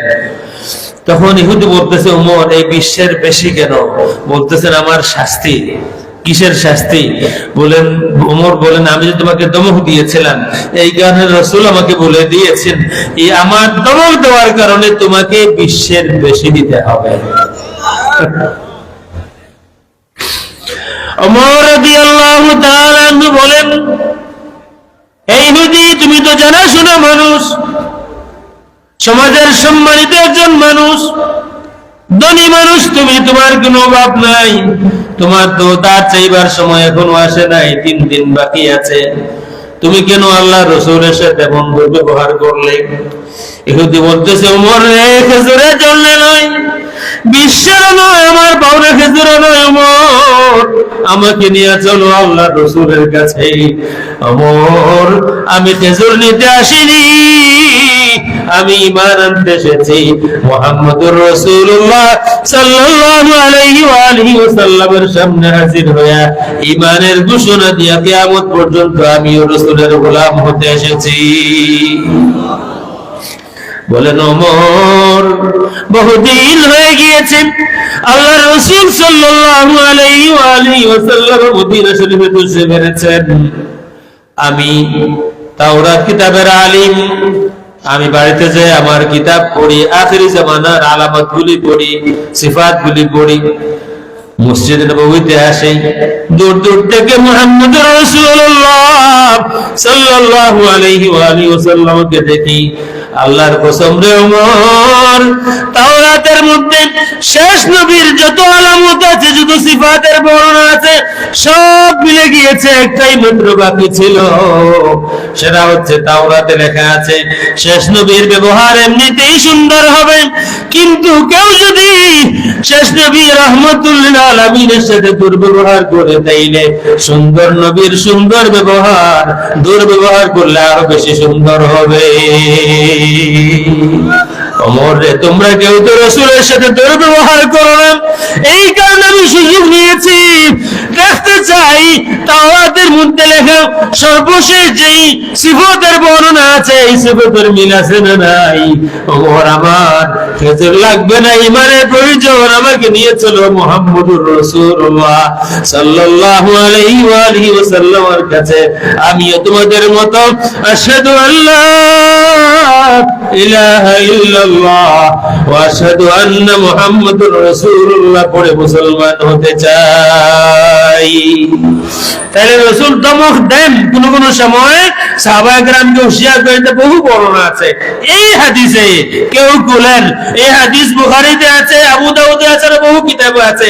একটি হাদিস দেখাইয়া দেন যে ওমর যখন বললেন, ইয়া রাসূলুল্লাহ, অনুমতি আমাকে দেন, আমি তার গর্দান মারি, রাসূল তাকে দমক দেন, হে ওমর, তুমি এটা বলতে পারো না, আমি মানুষ হত্যা করতে আসিনি। রাসূল তো এমনও বলেছেন, হত্যা করা তো অনেক দূরের ব্যাপার, রাসূলকে বলা হয়েছিল, ইয়া রাসূলুল্লাহ, তায়েফের মানুষ এত দুর্ব্যবহার করলো আপনার সাথে, রক্তাক্ত করলো আপনাকে, বা আরো অন্যান্য এলাকার মানুষ, আপনি তো হাত তুললেই পারেন, আপনি তো একটি বদদুয়া দিলেই পারেন, আপনি তো একবার লানত করলেই হয়, একবার শুধু বলে দেন লানাহুমুল্লাহ, শেষ, তার ধ্বংস হয়ে যাবে। আল্লাহর হাবিব সাল্লাল্লাহু আলাইহি ওয়া আলিহি ওয়াসাল্লাম বলেন, সাহাবীরা, আমি লানত দিতে আসিনি, সাহাবী, আমি প্রতিশোধ দিতে আসিনি, বুইস্তু রাহমাতান, আমি রহমত হয়ে এসেছি। যে আমার সাথে দুর্ব্যবহার করে, যে আমাকে কষ্ট দেয়, যে আমাকে জুলুম করে, আমি তার জন্য রহমত হয়ে এসেছি। আল্লাহর হাবিব মাঝে মধ্যে হুঁশিয়ার করেন, এই হাদিসের মধ্যে ওমর রাদিয়াল্লাহু তাআলা আনহু কাউকে হত্যা করার অনুমতি চাইলেন, অথচ আল্লাহ রাসূল তাকে কোনো ধমক দিলেন না, বললেন না, না ওমর, তুমি এই কথা বলতে পারো না, এটা ইসলামী আইন নয়, এটা কোরআনের আইন নয়, এটা আল্লাহর আইন নয়, একটা কথা কেউ বলেছে তাকে হত্যা করা যাবে না। রাসূল কি বললেন? রাসূল বললেন, দাহু, তাকে যেতে দাও। তার মানে কি, ওমর, কথা তুমি ঠিক বলেছো, তুমি যেই কথা বলেছো এটাই আইন। কেউ যদি বিশ্বাস করে আমার মধ্যে ইনসাফের অভাব আছে, মুসলমান হওয়ার পরে, ইমানদার দাবি করার পরে, কেউ যদি এই কথা বিশ্বাস করে আমার মধ্যে দোষ আছে, আমার মধ্যে ইনসাফের অভাব আছে, তাইলে আইন হলো এই অপরাধ শাস্তিযোগ্য অপরাধ, তাকে হত্যা করা হবে। তবে আমি তাকে হত্যা করব না, তুমিও কোনো অন্যায় করেনি, আমি তাকে ছেড়ে দিব, দাহু, তাকে যেতে দাও। ফাইন্না লাহু আসহাবান, সে এখানেও তার সঙ্গী সাথী আছে, তার দল আছে, তার সঙ্গী সাথী আরো আছে। তার মানে সেই দিনও ছিল, আজকেও আছে। রাসূল এখানেই শেষ করলেন না, দ্বন্দ্ব যে আসলে আমলের নয়, ইখতিলাফ এই আলোচনা আসলে যে আমলের কারণে নয় সেটা প্রমাণ রাসূল দিলেন। আপনারা মনে করবেন না আহলুস সুন্নাত ওয়াল জামাতের সাথে অন্য দলের অন্যান্য ভ্রান্ত দলের দ্বন্দ্ব হলো আমলের। তাদের আমল বেশি, আমাদের আমল কম, তাদের মাহফিল অনেক বড়, আমাদের মাহফিল ছোট, তাদের নানান কিছু। আমলের বিষয় নয়, বিষয় আকীদার। আমল তাদের ভালো, রাসূল বলে দিলেন আমল তাদের ভালো। আমল নিয়ে কম্পিটিশন নয়, দ্বন্দ্ব আমলের নয়, দ্বন্দ্ব হচ্ছে আকীদার। এই কারণে যাতে করে কেউ কোনোদিন এই কথা বলতে না পারে যে দ্বন্দ্ব হচ্ছে আহলুস সুন্নাত ওয়াল জামাতের সাথে আমাদের দ্বন্দ্ব হলো আমলের। আহলুস সুন্নাত ওয়াল জামাতের মানুষেরা নামাজে মসজিদে জামাতে কম আসে, বেশি দেখা যায় না, মাঝে মধ্যে শুক্রবারে আসে, আর শবে বরাতের সময় আসে। নানান আমাদের আমলের ত্রুটি আছে, আমরা স্বীকার করতেছি, আমাদের আমলের ত্রুটি আছে, আমরা স্বীকার করি। এটা দ্বন্দ্ব আমলের নয়, দ্বন্দ্ব আকীদার। তাদের আমল সুন্দর সেদিনও ছিল, তাদের আমল সুন্দর আজকেও, আমাদের আমল থেকে তাদের আমল সুন্দর। আসুন হাদিসটাই বলি। আল্লাহর হাবিব বললেন ইয়াহকিরু আহাদুকুম সালাতাহু মা সালাতিহিম। ওমর, তাদের সালাত কেমন হবে শোনো, তাদের সালাত তোমাদের সালাত থেকে অনেক সুন্দর হবে, তাদের নামাজ তোমাদের নামাজ থেকে। যাদেরকে নামাজ শিখিয়েছেন খুদ আল্লাহর রাসূল সাল্লাল্লাহু আলাইহি ওয়াসাল্লাম, তিনি বলতেছেন হে ওমর, তোমাদের সালাত তাদের সালাতের সামনে তোমাদের সালাত তুচ্ছ হবে, তাদের সালাত ফাটাফাটি হবে, অনেক সুন্দর হবে, অনেক ভালো লাগবে তাদের সালাত। এটা বাস্তবে প্রমাণিত। শুধু সালাত না, আরো বললেন ওয়াসিয়ামাহু মা সিয়ামিহিম, তোমাদের সিয়াম তুচ্ছ হবে তাদের সিয়ামের সামনে, তোমাদের রোজা তুচ্ছ হবে তাদের রোজার সামনে। তারা তো আমাদেরকে বলেই, বাংলাদেশে বলে আমাদের রোজা হচ্ছে না, তারা আজান দেন, এক পক্ষ আজান দেন 5-7 মিনিট আগে, ঠিক না বেঠিক? ঠিক না বেঠিক বলেন না আপনারা? ফজরের আজান দেন কিছু আগে, ঠিক কিনা? মাগরিবেরও আজান দেন কিছু আগে। তারা বুঝাইতে চান আমাদের রোজা হয় না, আমরা দেরি করে ইফতার করি, আবার দেরি করে সেহরি খাই। আমরা যখন সেহরি খাই এখন দিন হয়ে গেছে, আমাদের রোজা হচ্ছে না। আর আমরা যখন ইফতার করি ইহুদিদের মতো দেরি করে ইফতার করি, অলরেডি কয়েক মিনিট আগে সূর্যাস্ত গিয়েছে, আমরা 5-7 মিনিট পরে বা 5 মিনিট পরে 3 মিনিট পরে আমরা আজান দেই। রাসূল বলে গেলেন দ্বন্দ্ব রোজার নয়, দ্বন্দ্ব নামাজের নয়। আরো বললেন ওয়া আমালাকুম মা আমালিহিম, রাসূল এই কথাটাও ক্লিয়ার করে বলে গেলেন, শুধু নামাজ আর রোজার বিষয়টাও না, নামাজ রোজার বাইরেও আরো বিষয় আছে। আমল শুধু নামাজ রোজার ভিতরে না, আমল নামাজ রোজার বাইরেও আছে। রোজা মাস শেষ হলে আমরা অনেকেই ফিতরা দেই, ঠিক না বেঠিক? ফিতরা দেই কি দেই না? আপনারা ফিতরা দিয়েছেন গত বছর কি দিয়া? টাকা দিছেন না আটা দিছেন? আপনাদের ফিতরা হয় নাই। আমার কথা, তাদের কথা হলো ক্যাশ টাকা দিয়া ফিতরা আদায় হবে না। অবশ্য ফেসবুকে তারা ঘোষণা দেন যে ক্যাশ টাকা দিয়া ফিতরা আদায় হবে না, সুতরাং ফিতরা আমাদের কাছে বাড়াইয়া দেবেন, নিম্নে আমাদের বিকাশ নাম্বার দেওয়া হলো। আচ্ছা বলেন তো, বিকাশে আটা বাড়ানো যায়? যায় না? তাইলে মনে হয় চাউল বাড়ানো যায়, গম? হ্যাঁ রে দুঃখাবাস, ক্যাশ টাকা দিয়ে ফিতরা আদায় হবে না। বুখারী বললেও হবে না, কুরআন বুখারী তো এখানে আছে, বুখারী বলতেছেন ক্যাশ টাকা দিয়ে ফিতরা আদায় হবে। রোজা মাস শুরু হয় বুখারী করে, রোজা মাস প্রথম 10 দিন বুখারী, শেষ 10 দিন বুখারী। 20 পারি দিলেই বুখারী বাদ, দেখুন আলবানি। কেন জানেন? বুখারী শরীফ বলেছেন, খোদ বুখারী শরীফে ইমাম বুখারী বলেছেন ক্যাশ টাকা দিয়ে ফিতরা আদায় হবে। সুতরাং 20 রোজা পারি দিলে বুখারী আউট, এখন আলবানি ইন।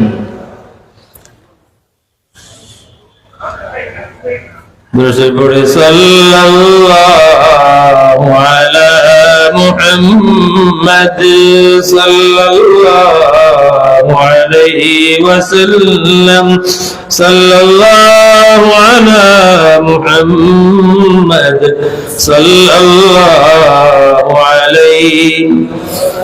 আল্লাহ রাসূল আমলের কথা বলেন, শুধু নামাজ আর রোজা না।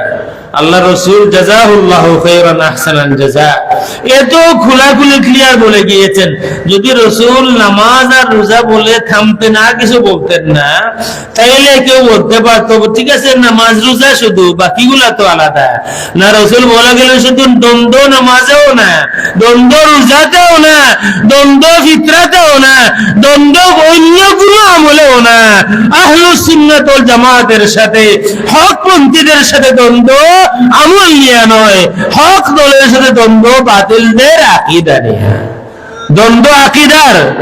সুতরাং আমাদেরকে অযথাই বলবেন না যে আপনাদের মানুষ নামাজে আসে না, আপনাদের মানুষ সাধারণত জামাতে কম আসে, আপনাদের মানুষ এই করে সেই করে, আপনাদের মানুষের দাড়ি ছোট।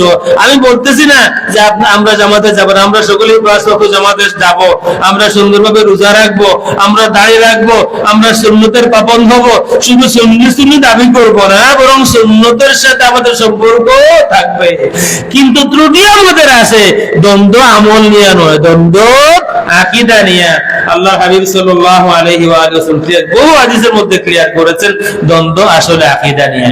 আসুন আমি সামারাইজ করে আমি বলছিলাম যে সাহাবায়ে কেরামের আকীদার সাথে যদি আমাদের আকীদার মিল থাকে, তাইলে আমরা সঠিক রাস্তায় আছি।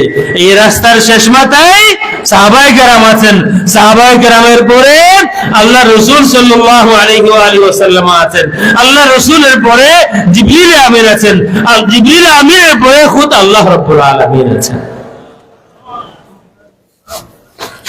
আর যদি আকীদার বেমিল হয়ে যায়, তার মানে এই সোজা রাস্তায় আমরা নাই, ডানের কোন রাস্তায় না হয় বামের কোন রাস্তায়। তো সাহাবায়ে কেরামের আকীদা হলো এই হাদিস দিয়া একেবারে ওক করে দানায় দানায় প্রমাণ হলো সাহাবায়ে কেরামের আকীদা হলো রাসূল বেআইব। সবাই বলেন সাহাবায়ে কেরামের আকীদা হলো রাসূল বেআইব। সাহাবায়ে কেরামের আকীদা কি? রাসূল বেআইব, কোনো আইব নাই। রাসূলের মধ্যে আইব আছে, এটা সাহাবায়ে কেরামের আকীদা নয়, এটা যুলখুয়াইসের আকীদা, এটা বাতিল পন্থীদের আকীদা, গুমরাহ দলের আকীদা, বিশুদ্ধ সহিহ দলের আকীদা হলো রাসূল বেআইব, রাসূলের মধ্যে কোনো আইব নাই। এই হাদিস প্রমাণ। রাসূলের সামনে দাঁড়িয়ে হাসান বিন সাবিত রাদিয়াল্লাহু তাআলা আনহু, কপাল ভালো হাসান বিন সাবিত রাদিয়াল্লাহু তাআলা আনহু বর্তমান সময়ের ফিতনাবাজরা যদি পাইতো হয়তো ফতোয়া দিয়া দিত যে হাসান বিন সাবিতের আকীদা ঠিক নাই। এখন কিন্তু অলরেডি কিতাব বাইর হয়ে গেছে, সব মুসলমান যারা আছেন শুনেন, যারা বাইরে শুনেন, এখন কিতাব বাইর হয়ে গেছে ইমাম বুখারীর আকীদা ঠিক নাই। কিতাব অলরেডি একাধিক কিতাব বাইর হয়েছে, ইবনে হাজার আসকালানির আকীদা ঠিক নাই। ইমাম বুখারীর আকীদা তো আকীদা ঈমানই নাই। ইমাম বুখারী কুল্লু শাইইন হালিকুন ইল্লা ওয়াজহা আই মুলকা, তিনি বলেছেন আই মুলকা। এই প্রশ্ন করা হয়েছে শেখ আলবানীকে যে ইমাম বুখারী কুল্লু শাইইন হালিকুন ইল্লা ওয়াজহা, এই কথাটা বলার পরে বলেছেন আই মুলকা, এই কথা কি শুদ্ধ? শেখ আলবানী বললেন না, ইমাম বুখারী এই কথা বলেন নাই। প্রশ্নকারী বলতেছেন না, তিনি বলেছেন। এই কথাটা লেখা আছে বুখারী শরীফে, বুখারী এখানে আছে, আপনারা খুলে দেখুন, এখানেই আছে। ইমাম বুখারী অবশ্যই বলেছেন কুল্লু শাইইন হালিকুন ইল্লা ওয়াজহা আই মুলকা। তখন শেখ আলবানী বলতেছেন হাদা ইয়া আখি লা ইয়াকুলুহু মুসলিমুন মুমিনুন, ভাই আমার, এই কথা কোন মুমিন মুসলমান বলতে পারে না। শেখ আলবানীর অনুসারী মানুষ তো আছেন, আসেন আমার সামনে আসেন, এখানে আসেন, আপনাকে মাইক আমি দিমু, কিন্তু ইলমি কথা বলতে হবে। আমি প্রমাণ দিমু শেখ আলবানী এই কথা বলেছেন। আর এই কথা যদি বলা হয়, যেখানে প্রমাণ দেওয়া হলো, প্রশ্নকারী কনফার্ম করলেন না বুখারী এই কথা বলেছেন কুল্লু শাইইন হালিকুন ইল্লা ওয়াজহা আই মুলকা, এই কথা জানার পরে, কনফার্ম হওয়ার পরে, বুখারীতে এই কথা লেখা আছে, এই কথা বলার পরে শেখ আলবানী যখন বললেন হাযা ইয়া আখি লা ইয়াকুলুহু মুসলিমুন মুমিনুন, আল্লাহর কসম ভাই আমার, এই কথা কোন মুমিন মুসলমান বলতে পারে না। তাইলে কি প্রমাণ হলো? বুখারীর ঈমান নাই। আগামী কিছুদিন পরে আর বুখারী শরীফে হবে না, কিন্তু দেখবেন অলরেডি লেখা হয়ে গেছে আলবানী শরীফ, আরো কিছুদিন পরে বুখারী শরীফে হবে না, কোরআন শরীফ। এটা আর একটা বিষয়, বুখারী শরীফ চলবে না, কারণ বুখারীর আকীদা ঠিক নাই। যদি ইমাম বুখারীর আকীদা ঠিক না থাকে, তাইলে সাহাবায়ে কেরামের আকীদাও ঠিক নাই। ইমাম আবু হানিফার আকীদা ঠিক নাই, তারা বলতেছেন বিভিন্ন কিতাবের মধ্যে আছে। এখন পুরো উম্মতের আকীদা ঠিক নাই, তাদের আকীদা ঠিক। আসলে বুখারী গুমরা না তারা গুমরা? আসলে বুখারী গুমরা না আমাদের সময়ের এই জাহেলেরা গুমরা, এই ভিখারীরা গুমরা? আসলে বুখারী গুমরা নন, ভিখারীরা গুমরা। ইলমের ময়দানের ভিখারী আসলে এরা গুমরা, বুখারী গুমরা নন। সুতরাং সাহাবায়ে কেরামের আকীদা হলো রাসূলের মধ্যে কোনো দোষ নাই। আমার দেশের, আমার প্রিয় জন্ম বাংলাদেশের দরবেশ পার্টির বা দরবেশ লীগের শেখের আকীদা হলো কিয়ামতের ময়দানে রাসূল তার পাপের চিন্তায় পেরেশান থাকবেন, ফেল করে তাকিয়ে থাকবেন, গুনাহ বেশি হয় না নাকি বেশি হয়। এই শেখ, এই দরবেশ লীগের এই শেখ, যে শেখ নাম আর বললাম না, এই লোকটা সঠিক রাস্তার পথিক না গুমরা দলের পথিক? রাসূলের হাদিস মতো, সাহাবায়ে কেরামের আকীদা মতো, আমার ওয়াজ মতো না, সাহাবায়ে কেরামের আকীদা মতো যে হাদিস আমি শুনাইলাম, সাহাবায়ে কেরামের আকীদা হলো, রাসূলের ঘোষণা হলো, কেউ যদি বিশ্বাস করে আমার মধ্যে দোষ আছে, কেউ যদি বিশ্বাস করে আমার মধ্যে ইনসাফের অভাব আছে, এই অপরাধ, এটা বাতিলদের আকীদা, এই অপরাধ শাস্তিযোগ্য অপরাধ, এটা সাহাবায়ে কেরামের আকীদা নয়। সুতরাং বুঝা গেল আমি যে এই কথা বলেছিলাম, আমরা যে আকীদা লালন করি, যে রাস্তার মধ্যে আমরা আছি, যে পথ আর মতের উপরে আমরা আছি, এই পথ যদি আমরা চলি, শেষ মাথায় সাহাবায়ে কেরাম আছেন, আর সাহাবায়ে কেরামের উপরে, সাহাবায়ে কেরামের পরে আছেন ইমামুল মুরসালিন, সাইয়্যিদুল মুরসালিন, নবিয়ুল আম্বিয়া, রাহমাতুল্লিল আলামিন, নবিয়ুনা মুহাম্মদুর রাসূলুল্লাহ সাল্লাল্লাহু আলাইহি ওয়া আলিহি ওয়াসাল্লাম। এই কথা আপনাদের মনে প্রাণে বিশ্বাস হয় না কারো সন্দেহ আছে? এখানে যারা আছেন এই কথা কি বিশ্বাস হয় যে ইনশাআল্লাহ আলহামদুলিল্লাহ আমরা যেই পথের উপরে আছি, এটা বিশেষ কোনো দলের পথ নয়, বিশেষ কোনো হযরতের পথ নয়, এটা ফজলুল সাহেব কিবলার বিশেষ কোনো দল নয়, এটা হচ্ছে আহলুস সুন্নাত ওয়াল জামাত, সাহাবায়ে কেরামের দল। আমাদের আকীদা সাহাবায়ে কেরামের আকীদা।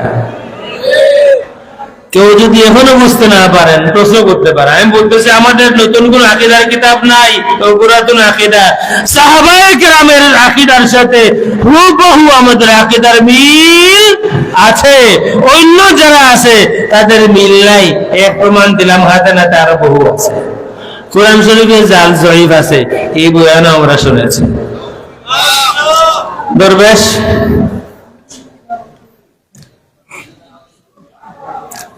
বয়ান করতেছেন আহলে হাদিস সম্মেলনে, বয়ান করতেছেন যে হাদিসে বহু সমস্যা আছে, কোরআন শরীফে বেশি নাই, তবে কিছু সমস্যা কোরআন শরীফে আছে। লাঠি ডিভাইস ওটা আমাদের সফরের মধ্যে হুজুর বলতেন যে হাইলাইনিকে বতাই মা তোমার, এটা হাইলাইনিকে কিতার মা তোমার বতাইয়ের খামে। চিন্তা করেন, হাজার হাজার কোটি টাকা বাংলাদেশের লুটপাট, আর তিনি উপদেষ্টা, আর বয়ানে কত বড় বয়ান। আপনি আমি আমাদের বয়ান কি আল্লাহর বয়ান? আল্লাহর বয়ানের মধ্যেই বেশি নাই কিছু আছে। এই কথার একজন মানুষ সম্মেলনে বলল, শত শত উলামায়ে কেরাম তাদের স্টেজে বসা ছিল, কেউ প্রতিবাদ করেনি। সুতরাং আপনি আমাকে ফাঁসি দিতে পারেন, আপনি আমাকে চাইলে হত্যা করতে পারেন, আপনাদের দাবি মতো অবস্থায় পড়ে জিন্দা আমাকে কুশিয়ার নদীতে ফেলে দিতে পারেন, কিন্তু আমি মনে প্রাণে চিৎকার করে বিশ্ববাসীর সামনে বলবো যে বাচ্চারা এই বয়ান শোনার পরে প্রতিবাদ করেনি, একজনেরও ঈমান নাই, একজনও সঠিক রাস্তার প্রতীক নয়, সকলেই গুমরা রাস্তা জাহান্নামের প্রতীক, সকলেই আহলে সুন্নাত ওয়াল জামাতের প্রতীক তারা নয়। মানুষ হত্যা করা সহজ, মানুষকে বাতিল ফতোয়া দেওয়া সহজ, মানুষকে কাফির শুধু কাপের কাপের বলে। এখন তাদের অবস্থা হইলে যে গুমের অবস্থা, যারা কাপের কাপের বলতো তাদের অবস্থাই অনেক খারাপ। মানুষকে সারা বাংলাদেশের মানুষ কোরআন শরীফের আয়াত পড়ে বলতেছে, আয়াতটা হলো সূরা ইউসুফের 106 নম্বর আয়াত, ইল্লা ওয়াহুম মুশরিকুন ওমা ইউমিনু আকসারুহুম বিল্লাহি ইল্লা ওয়াহুম মুশরিকুন ওমা ইউমিনু আকসারুহুম বিল্লাহি ইল্লা ওয়াহুম মুশরিকুন। এই আয়াত পড়ে বলতেছে বাংলাদেশের অধিকাংশ মানুষ ঈমান আনার পরেও মুশরিক। আচ্ছা বলেন তো, আয়াতের মধ্যে বাংলাদেশ আছে? আয়াতের মধ্যে বাংলাদেশ আছে? আসলে রাহুলগঞ্জের মানুষ বা আমরা সিলেটের মানুষ, আমরা বড় কপাল পোড়া। আমাদের সিলেট কোরআন শরীফে নাই, কুমিল্লা কোরআন শরীফে আছে, দিনাজপুর কোরআন শরীফে আছে, আছে না নাই? বলেন না, কোরআন শরীফে নাই বা তাদের জবানে আছে। শেখ বয়ান করতেছেন দিনাজপুর জেলা সভা, বলতেছেন যে দিনাজপুর কোরআন শরীফ আছে। কোথায় আছে? কয় যে আল ইয়াউমা আকমালতু লাকুম দীনাকুম, দিন আজ পূর্ণ হলো, এই তো দিনাজপুর। আরেক লোক কুমিল্লা,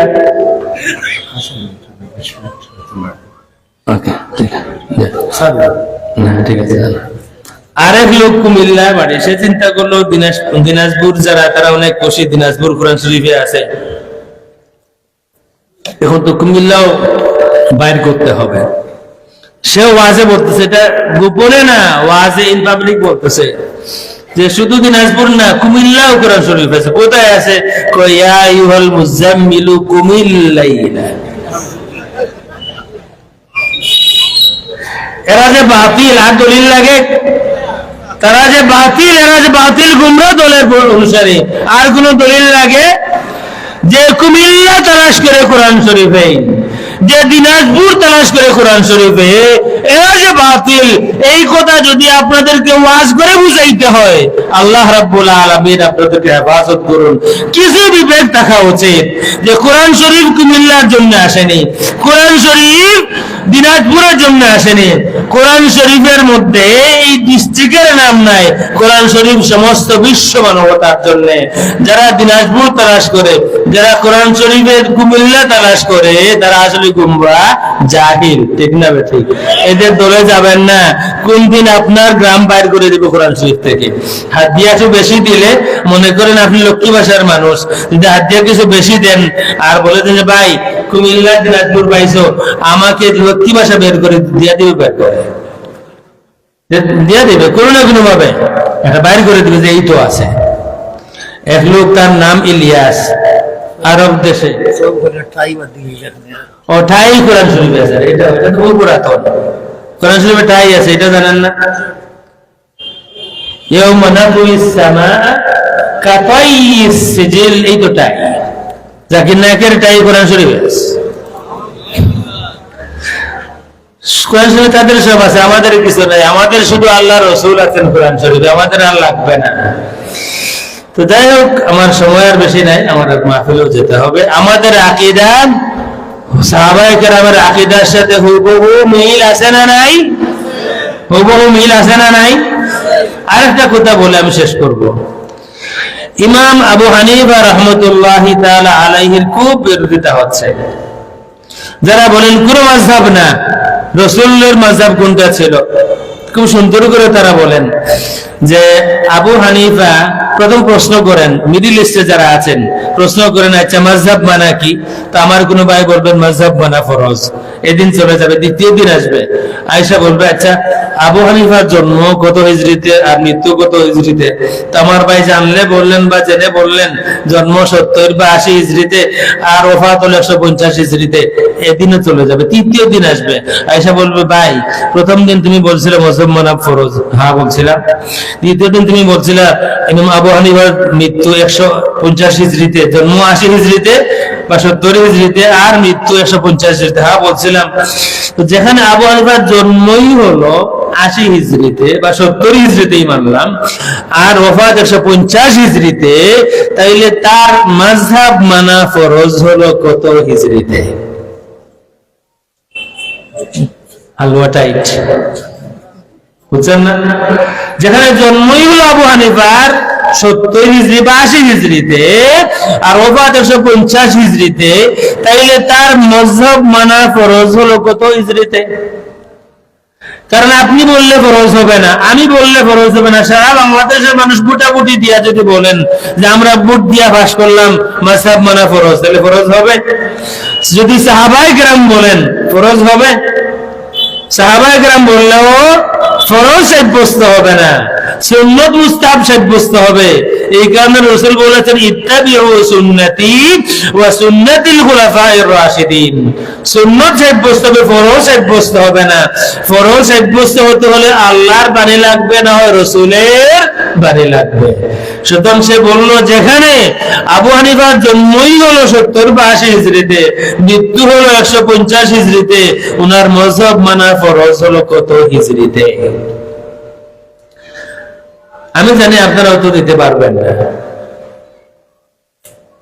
রাগ করবেন, অনেকে রাগ করবেন যে মিয়া তুমি তুমি কি এটা জানো, আমরা সাহেব তুমি এখন জানতানি, আবু হানিফা এখন জানো, রাগ করবো একটা, এটা না। সুন্দর মন্ত্র আছে, ফুরকানিয়া মাদ্রাসার উদ্বোধন হবে, যেই শায়েখ বলেছিলেন কোরআন শরীফে তাই আছে, ওই শাইখের মাদ্রাসা ফুরকানিয়া মাদ্রাসা উদ্বোধন হবে। এটা মনে করেন 2010 সালে এই আশপাশ হবে, 2010 সাল বা কিছু আগে বা কিছু পরে ওনার প্রতিষ্ঠিত একটা ফুরকানিয়া মাদ্রাসা শুরু হবে, উদ্বোধনী সভা চলতেছে। তো তিনি বলতেছেন ফুরকানিয়া মাদ্রাসায় ছাত্র ভর্তি করা ফরজ। আর আমি যদি বলি যে ওইটাই বাবা তার জন্ম কত কত সনে, তা আপনি বলবেন 1970 সনে। ওনার মৃত্যু কত সনে? মৃত্যু এখনো হয় নাই, তবে তিনি বলেছেন পৃথিবী আর মাত্র 100 বছর, নাসা হিসাব করে বলেছে 70 বছর, আমরা বলতেছি 70 না আরো প্লাস 100 প্লাস কিছু বছর, তো মোটামুটি এই তো কিছুদিন। তা আমি যদি বলি যে 1400 হিজরির পরে, মনে করেন 1420 হিজরি বা 1430 হিজরিতে 35 হিজরিতে যেই মাদ্রাসা প্রতিষ্ঠিত হলো, এই মাদ্রাসায় ছাত্র ভর্তি করা ফরজ হলো কত হিজরিতে? আপনি কি বলবেন?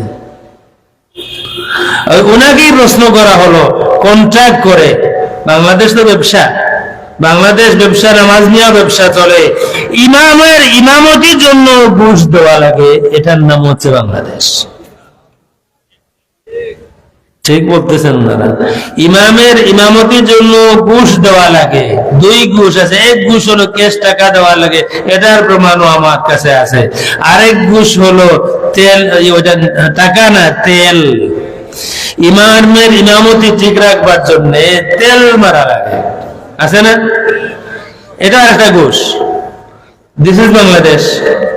সভাপতির মন জয় করতে হবে, তার যদি সভাপতির পরিবারের মানুষ যারা আছেন ওদের মধ্যে যদি পর্দা না থাকে, ইমাম সাহেবের জন্য পর্দার ওয়াজ করা হারাম, পর্দার ওয়াজ করা যাবে না।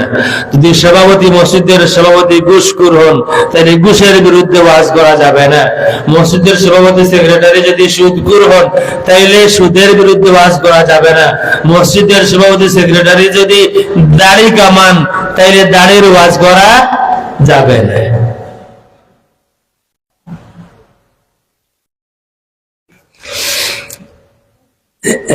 এক লোক ছিল কানা,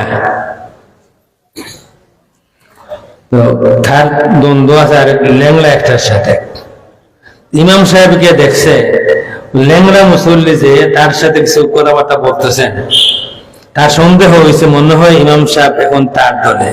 ইমাম সাহেব নামাজে তিলাওয়াত করতেছেন, আবা ওয়াস্তাকবারা ওয়া কানা মিনাল কাফিরিন,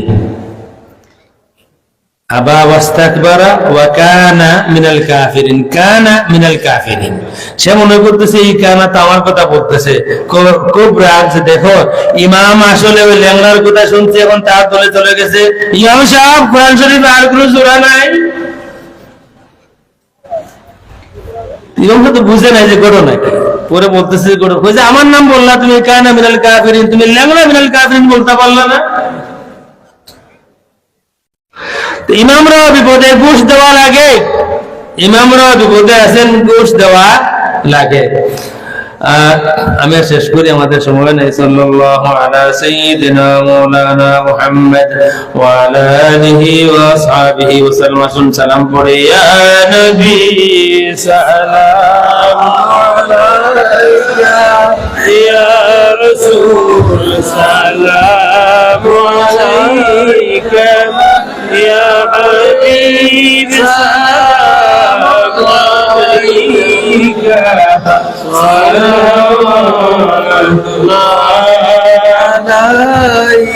يا نبي سلام عليك، يا رسول سلام عليك، يا حبيب سلام عليك،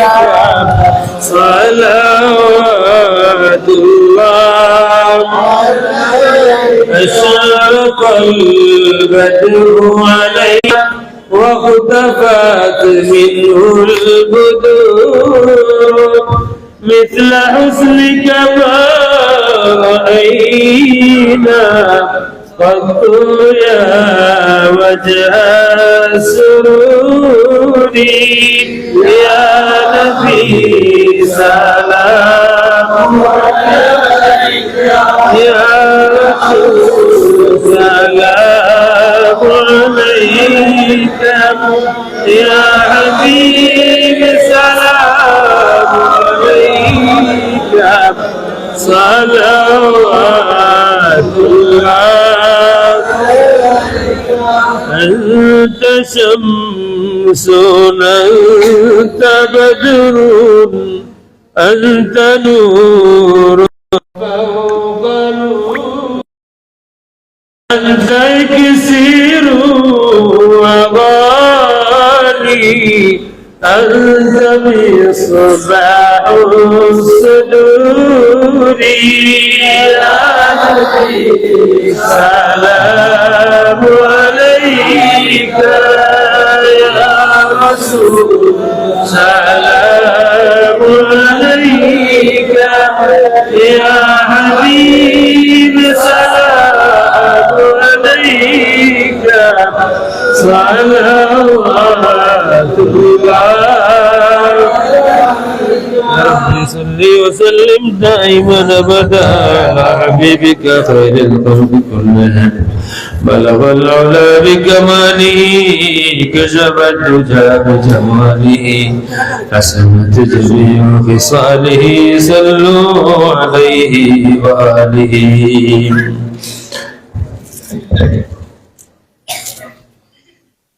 কেউ কিছু টাকা দিয়েছেন,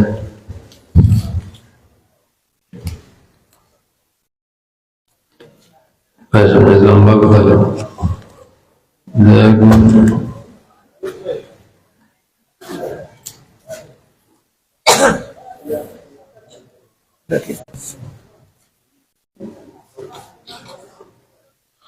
হিসাবে সাহাবের জন্য 1000 টাকা দিয়েছেন।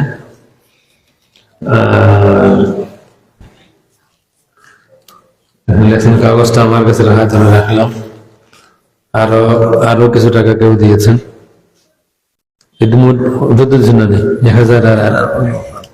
আর 100 টাকা আল্লাহ রাব্বুল আলামিন কবুল করুন আমিন সাল্লাল্লাহু আলা সাইয়্যিদিনা মাওলানা মুহাম্মদ ওয়া আলা আলিহি ওয়া আসহাবিহি ওয়া সাল্লাম সাল্লাল্লাহু আলা সাইয়্যিদিনা মাওলানা মুহাম্মদ ওয়া আলা আলিহি ওয়া আসহাবিহি ওয়া সাল্লাম আল্লাহুম্মা আমিন اللهم صل صلاة كاملة وسلم سلاما تاما على سيدنا محمد الذي تنحل به العقد وتنفرج به الكرب وتقضى به الحوائج وتنال به الرغائب وحسن الخواتم ويستسقى الغمام بوجهه الكريم وعلى آله وصحبه في كل لمحة ونفس بعدد كل معلوم لك اللهم ربنا ظلمنا أنفسنا وإن لم تغفر لنا وترحمنا لنكونن من الخاسرين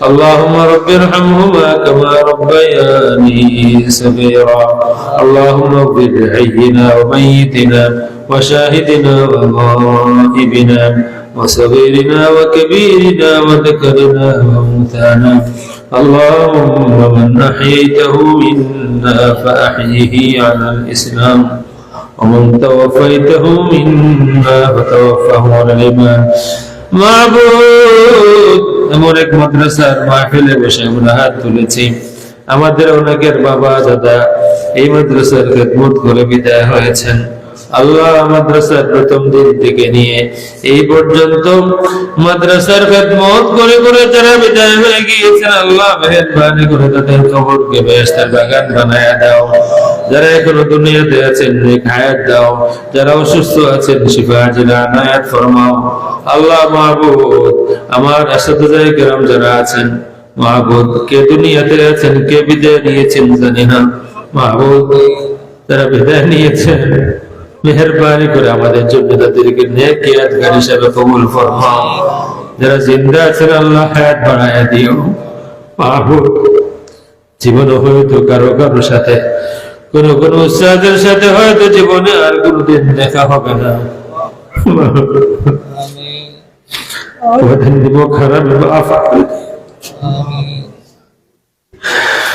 উস্তাদদের হক আর ইহসান ও মাবুদ হক আদায় করা সম্ভব না তাদের ইহসানের বদলা দিও মাবুদ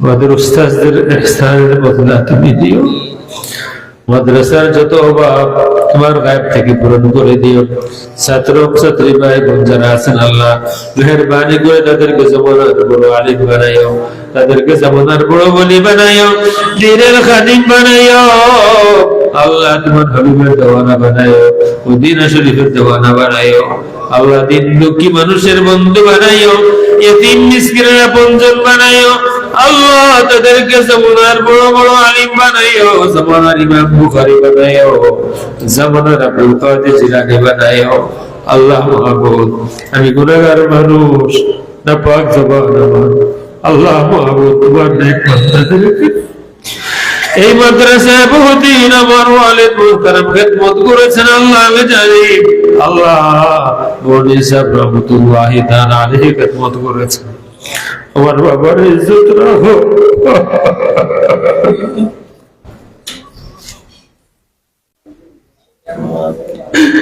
আমার বাবার ইজ্জত রাখো মুন্সি সাহেব রহমাতুল্লাহি আলাইহির ইজ্জত রাখো আল্লাহ মুর্শিদ রহমাতুল্লাহি আলাইহির ইজ্জত রাখো আমরা গুনাহগার মিসকিন সবাইকে তুমি মাফ ফরমাও কার মনের কোটায় কার মনের মণিকোটায় কোন আশা আছে কোন ব্যথা বেদনা আছে তুমি জানো আল্লাহ মনের নেক বাসনা পুরাইও বারবার মদিনা শরীফ মক্কা শরীফ দেখাইও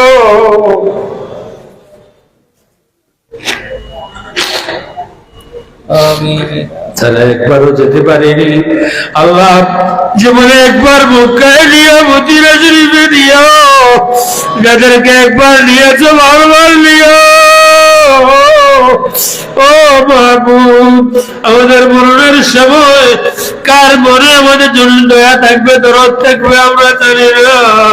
মাহবুব, দুনিয়া বদলায়, মানুষ বদলায়। মাহবুব, ছেলে বাবাকে ভুলে যায়, মেয়ে বাবাকে ভুলে যায়, আপন জলকে ভুলে যায়।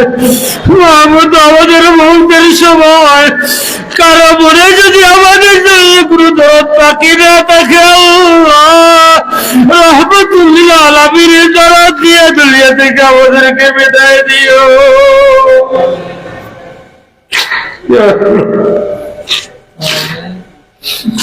যদি জিন্দেগীর শেষবারের মতো কলেজের টুকরা সন্তানের চেহারা দেখে বিদায় নেওয়ার নসিব না হয়, মাহবুব আমাদের আশা পড়াইও।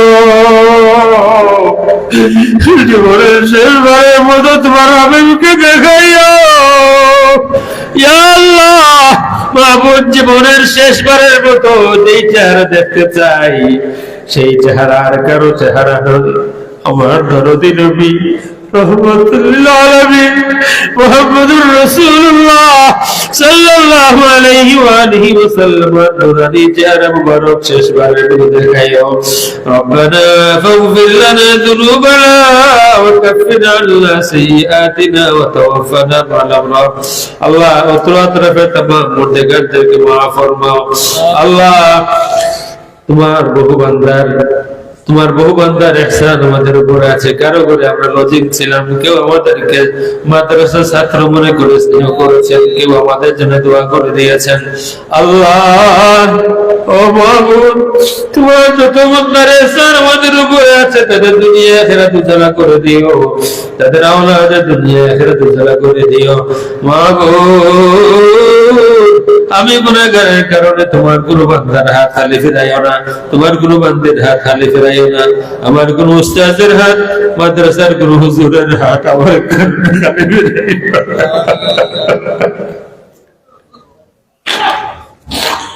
কোন ছাত্র ভাই বোনের হাত আমার কারণে খালি ফিরাইও না। কোন সাদা দাড়ি ওয়ালা মুরব্বির হাত আমার কারণে খালি ফিরাইও না।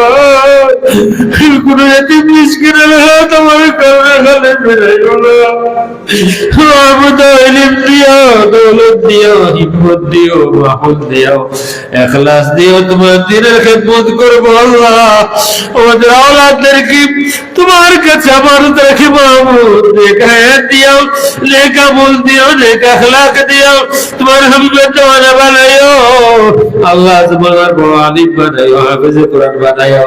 সুবহান রাব্বিকা রাব্বিল ইজ্জাতি আম্মা ইয়াসিফুন ওয়া সালামুন আলাল মুরসালিন ওয়ালহামদুলিল্লাহি রাব্বিল আলামিন বিহুরমতি লা ইলাহা ইল্লাল্লাহ মুহাম্মাদুর রাসূলুল্লাহ।